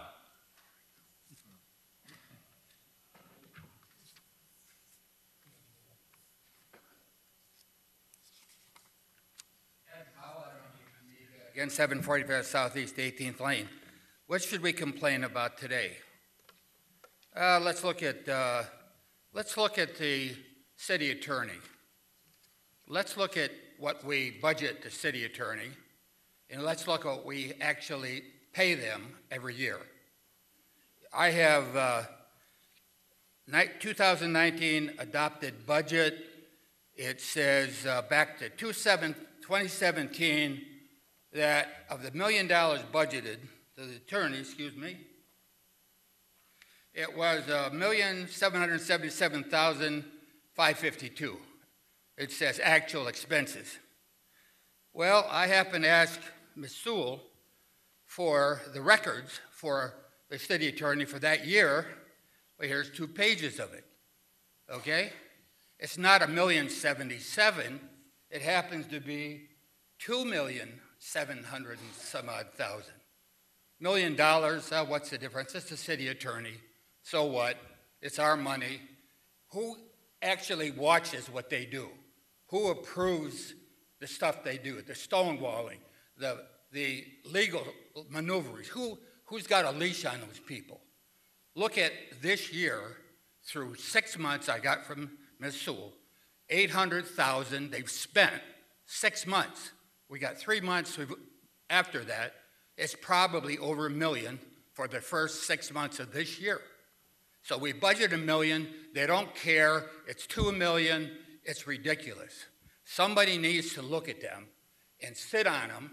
They go to court and they bring 3 guys in and they sit there and they throw stuff at the wall with legal bullshit stuff, and it's ridiculous that you let them pull this kind of legal maneuvering. That's why we've got so many lawsuits. And when Mr. Gretchen said we win most of them, you know why you win most of them? Because they use us as the piggy bank. They don't care. They love to keep the suits going as long as they can. Why should they settle? Because we'll pay. What you do is you outspend the defendant because he doesn't have any money. Doc Justice, Mr. Hill, you just try to outdo them by spending our tax money by legal, ridiculous stuff. Thank you.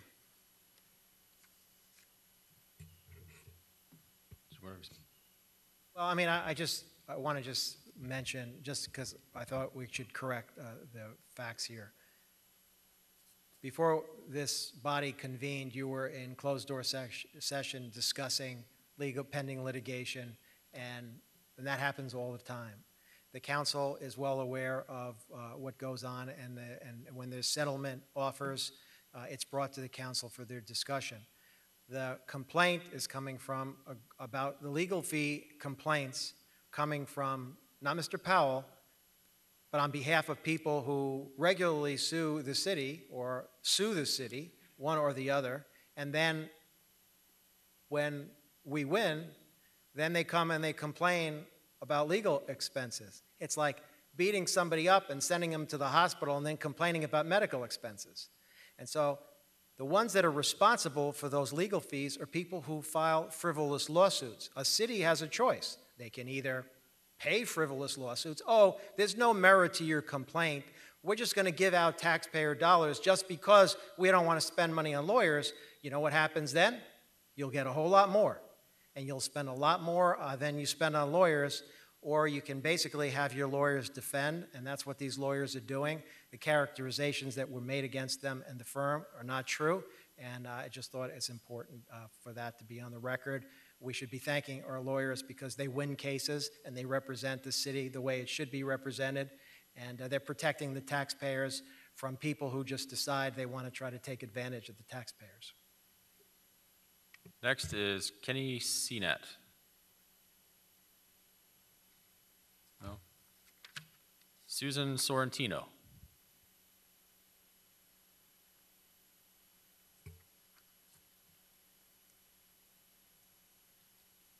Susan Sorrentino, 2610 Northeast 3rd Drive. I'm an artist. I love Homestead. I love it as much as all of you. And I'm here tonight just to plant a seed of thought. When all projects here are complete, the next year, the ones that are happening, like the station, the cyber library, Losner Park renovation, and the soccer field, it would be perfect time for our next step, and that should be a Homestead Art and Tourist Information Center at the old library space. There is $1.7 million accrued in our Arts and Public Places funds. When all current projects are complete and the funds are restored that have been borrowed, and all the seats are filled on the City Public Art Committee, it is the right time to make plans for our next step. It is time to make plans to complete Homestead's rebuilding legacy by creating this art center / tourist information center at the old library property on US 1 in Campbell. I want you to go to a website where a state really did a terrific job with an art center. It's called Tamarack, West Virginia, TAMARACKWV.com. Press About and look at the history. See how an art center not only gives to the community by creating art studios that are open to the public art shows and gallery space, an auditorium for lectures and an art classroom for instruction, but also a gift shop and coffee shop for the tourist and casual gatherings.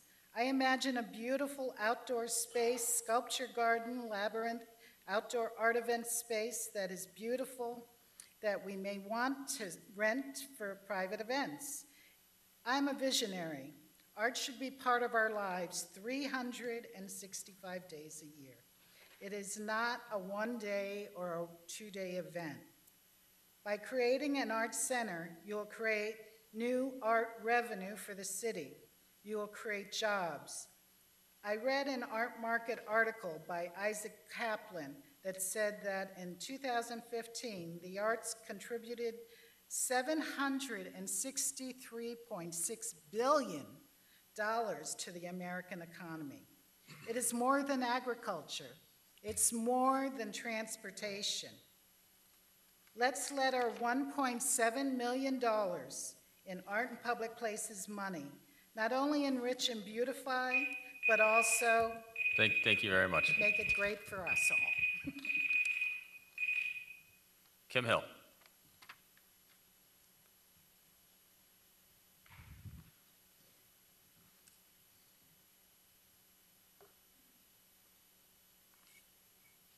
Kim Hill. There you go again, George. Now, you're saying that Mr. Hill is filing frivolous lawsuits and just going about trying to sue the city? I mean, is that what you just told Mr. Powell? Is that what you just told the public? Cat got your tongue, right? You're talking about the same Mr. Hill that was sitting here and your mayor got his brother-in-law to come back there and try to charge Mr. Hill with trespassing in a public place that he pays for because you don't like my sentiments, because you don't like my comments.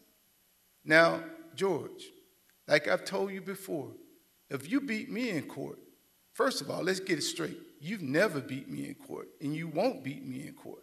If you beat me in court, I'll cut my vocal cords off.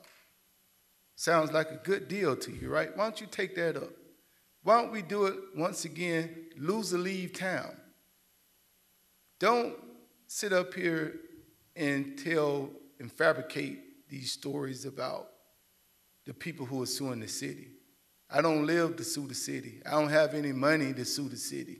But when you sit up and infringe upon my rights and try to circumvent my freedom of speech and me being able to criticize my government, that's a shame. And that was your responsibility.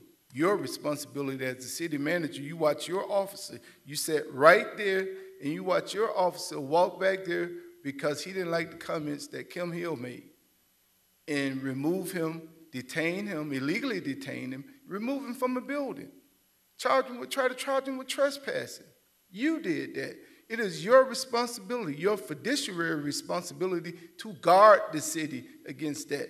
You're supposed to put your mayor in check, but you're definitely supposed to handle your police officer, who was the mayor's brother-in-law. Am I correct? Was it his brother-in-law, Mr. Sincor? I think that's his name. The guy who looks like the guy on the side of a bottle, can of spaghetti. That's the guy that came back there and got me. But you didn't do anything. It is your responsibility to be able to put that in check, as though it's your responsibility to give the same opportunity for body cameras as you do the traffic lights and everything else that you're going to go and give a no-bid contract to. These are shenanigans.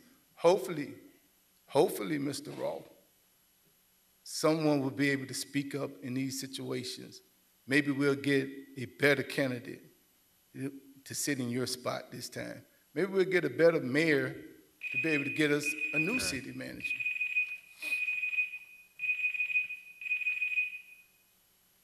Willie Womble.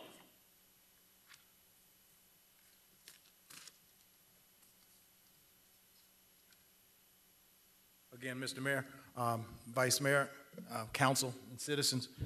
Mr. Burgess, I think it was, mentioned, had an important word, and that sort of surrounds exactly what my sentiments are as it relates to certain things. You used the word aesthetics. If that wasn't you, I apologize, Mr. Burgess, but the word was mentioned about aesthetics. As a taxpayer in the city of Homestead, I have great frustration sometimes with looking at certain pieces of property within the city. And a lot of times, the property that I'm looking at belongs to the city. Along 8th Street, where you have the high elephant grass that continues to grow as if nobody sees it. And I see it every day, and it sort of ticks me off every day. Where you have palm trees that have died along the power plant by the Walgreens off of Southeast 8th Street. Where you have the power facility there, there's trees that are dying and haven't been touched for a couple of years. Mr. Roth, we discussed this issue before because that's your neighborhood, that's my neighborhood. You're the council member for that area. But yet we have trees that were cut down almost 2 years ago now, right after the hurricane, in which the tree stumps are still there. You have poison ivy that's coming over the wires. Why? Because we seem as though we don't see these things. All the council members are part of the city's administration. I know we all have our own districts, but we all have to see those things within our city. We can't just ignore them because it's not our district. We also have to step up and speak about it if it's in private with the council member, about those things that you see that are wrong in their district. So with that said, I also like to take the time to thank the police department for its advertised success over this year in reducing crime. I would be remiss not to mention that. I would also like to say, I would like to thank those citizens who call in advance of crimes occurring and let the police know that this may be about to occur. Those citizens that sit on the Citizens Watch, I would also like to thank them. It's not all the police department's responsibility for preventing crime within our city. It is the citizens first and foremost because it is ours. With that said, Mr. Mayor, I also like to take the time to say that I am still an advocate for body cameras for the police department. For the mere fact that you have spent tons of money.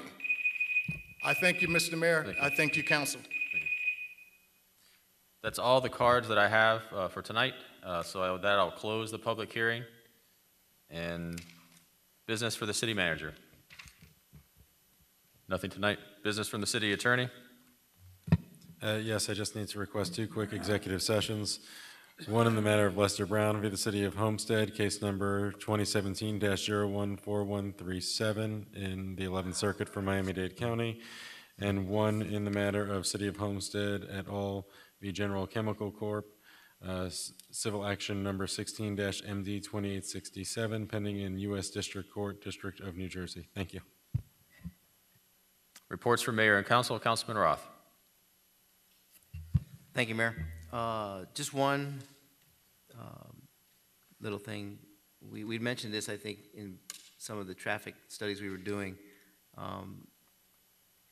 But what I'd like to find out from the police department, not now, but in the future, maybe the next meeting if possible, the intersection of South Canal and Farm Life Road, where numerous accidents have occurred there, if there's something we can do to try to create even more awareness that there's stop signs in all four directions and that you must come to a complete stop. You've got 2 lanes of traffic coming south, you've got 2 lanes of traffic coming north, and 2 feeders from the east and the west.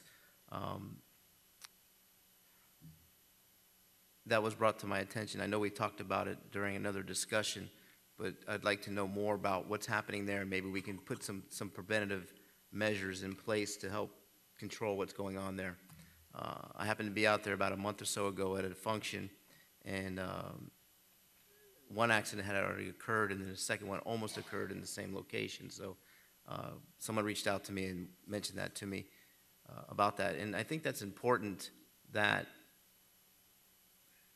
not only for that intersection, but if residents see items that need to be addressed in the city, to reach out to us. I'm one of the most accessible council people up here. You call my phone and I answer it. You send me an email, we get responses. I don't think people really understand how much we do as a body behind the scenes when folks give us information and we respond and we react to it. So I extend the invitation if you see anything throughout the city that needs to be addressed. We have one of the most remarkable staffs here, city manager all the way down to our department heads, that will respond, and they care deeply about this community. And they will respond to items that need to be addressed. Be our eyes and be our ears out there. We're here to serve. But if we don't know there's an issue, we can't serve. Thank you, Mayor. Thank you, Councilman. Councilman Guzman. Thank you, Mr. Mayor. I wanted to direct some attention to the upcoming 2020 census that's coming around, because they've got a question that's going to be on there about citizenship, which hasn't been on there before. So Miami-Dade Councilman Johnny Farias, who's in the audience today, and some of the Haitian leaders, some of the South Dade Haitian leaders who are also in the audience today, the Jean Desus, they brought to my attention that they are putting together a coalition to kind of have everybody establish an initiative to make sure everyone is counted. We all know how important making sure we have the right count is, so that we can have federal funds allocated to our municipality. So I wanted to get some feedback from this body to see if we can also participate in this initiative to make sure everyone is counted. And Johnny Farias is in the audience today, and he wanted to say something. Is he allowed to come up and say something, or is that closed for public comment? Yeah, I mean, it's part of a tab. I mean, well, let me ask this question first. Is the intention tonight to actually vote on a specific proclamation, or is this to get information to then bring this back for future council for some sort of official action? Well, if we all feel that we are ready to vote on this because we feel it's going to do good for our city, I would go ahead and vote on this tonight. And typically, how have we handled this in the past as far as items coming before us under council business? Do we typically, is it set up for action, or have we historically introduced it and then brought it forth at the next council meeting? What's the rules? Because I don't remember. Sorry. Generally, the backup information is presented by the date certain to present the agenda, and sometimes it's presented as a discussion. It's requested that we bring it back. In this particular instance, this was presented as council approval, but without backup information. So to the extent you feel you need more backup information, then we can bring it back to you at the next meeting. Okay. No, the reason I was asking, because for purposes of decorum and making sure we follow the process, so if it's for action, then it's almost a full process. And so, okay, so if Councilman Ferris would like to come up and give some information about the proposal. Good evening, Mayor, Vice Mayor, council members. Do I have to give my name and address too? Okay, Councilman Johnny Farias, 13718 Southwest 283rd Terrace, Homestead, Florida 33033. I want to thank all of you for taking the opportunity and wanting the complete count. It's something that we have taken initiative on doing.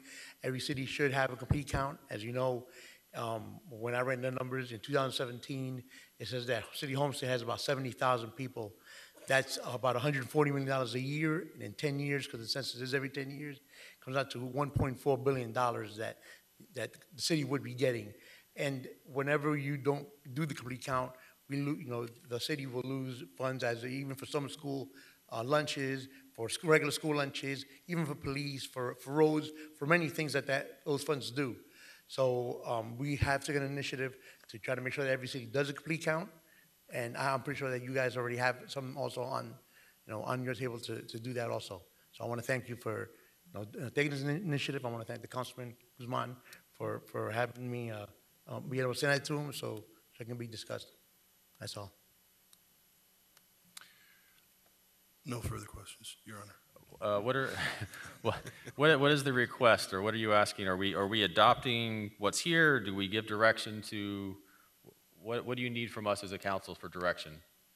Well, I believe what's going to happen is they are going to establish, between the Haitian leaders and Miami-Dade as a council, they want Homestead to also back their initiative. So that's what I'm requesting tonight.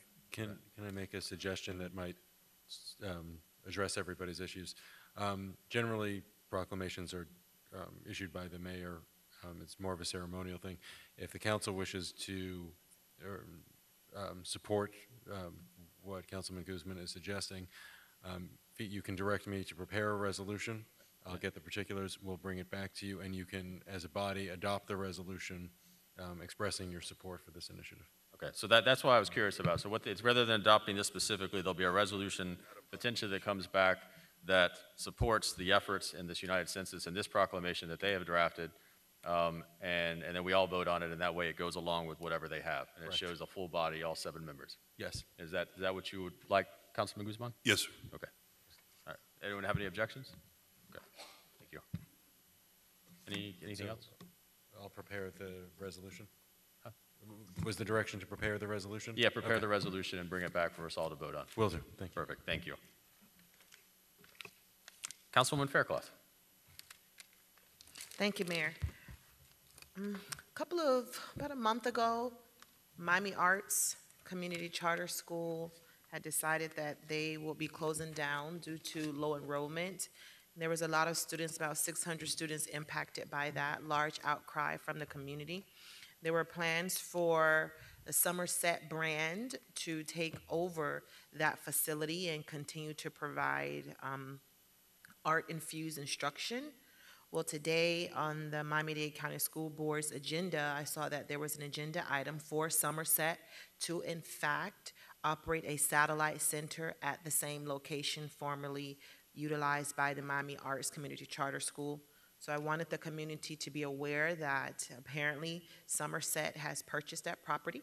They will be operating an arts academy there at that facility. There are several parents that have applied to attend the school in anticipation of Somerset to purchase the property, and it appears that it is going through.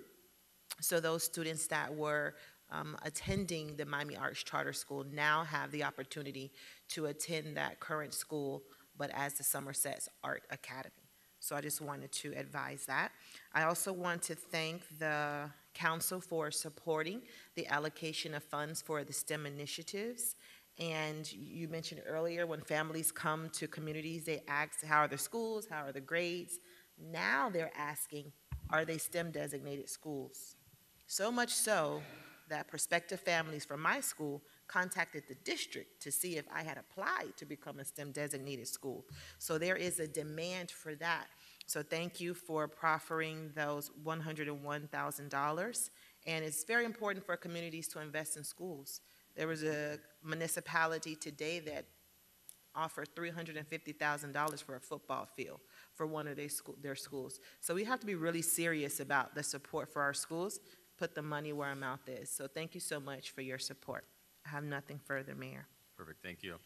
And then I need to retroactively extend the meeting because we were supposed to have asked for that back at 9 o'clock. We're at 9:30 now. So Is there a motion to retroactively extend the meeting from 9 o'clock to, let's say, what is it now? 9:45? Move. Do I have a second? All in favor, say aye. All right, no opposed. Who's the next? Councilwoman Bailey. I have nothing. Thank you, Mayor. Councilman Maldonado, Vice Mayor Burgess. Thank you, Mayor. First, I'd like to say to staff, thank you. You guys put a little video together of the soccer fields out there, and in about a day and a half, it's gotten over almost 11,000 views. So it just shows that people do pay attention to what we put out there, and I think people are excited about that. So thank you to everybody up here that voted for that also, because that's going to be a big improvement for our youth out there and the soccer leagues and all. Pedro, could you just tell the public real quick what's going on with 4th of July and the ability to get tickets and all that, if you could?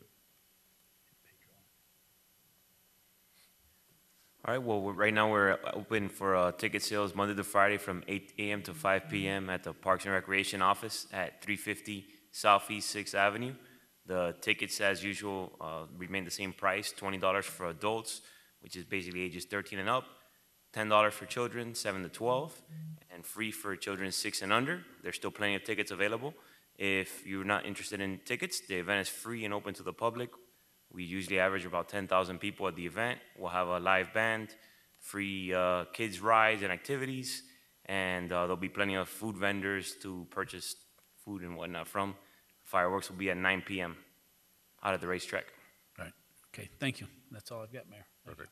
Councilman Roth, you had a comment or piggyback on something, Vice Burgess? Yeah, no, there's something I forgot to mention. I probably shouldn't say forget, because this was a very special event that happened in the city, and maybe Councilwoman Fairclough could help me with the additional sponsor that helped put this event on. And our police department did an outstanding job this month with a gun buyback program, and I just wanted to give them a shout out. I think we took about 76 guns off the streets, and you know, those are potential guns that could end up in the streets. These were responsible owners that brought these guns in, most of them, and you know, some of them were worried about their houses and losing them and you know, things like that. So I just want to give a shout out to the colonel, the chief, and all the support and all the officers that were out there.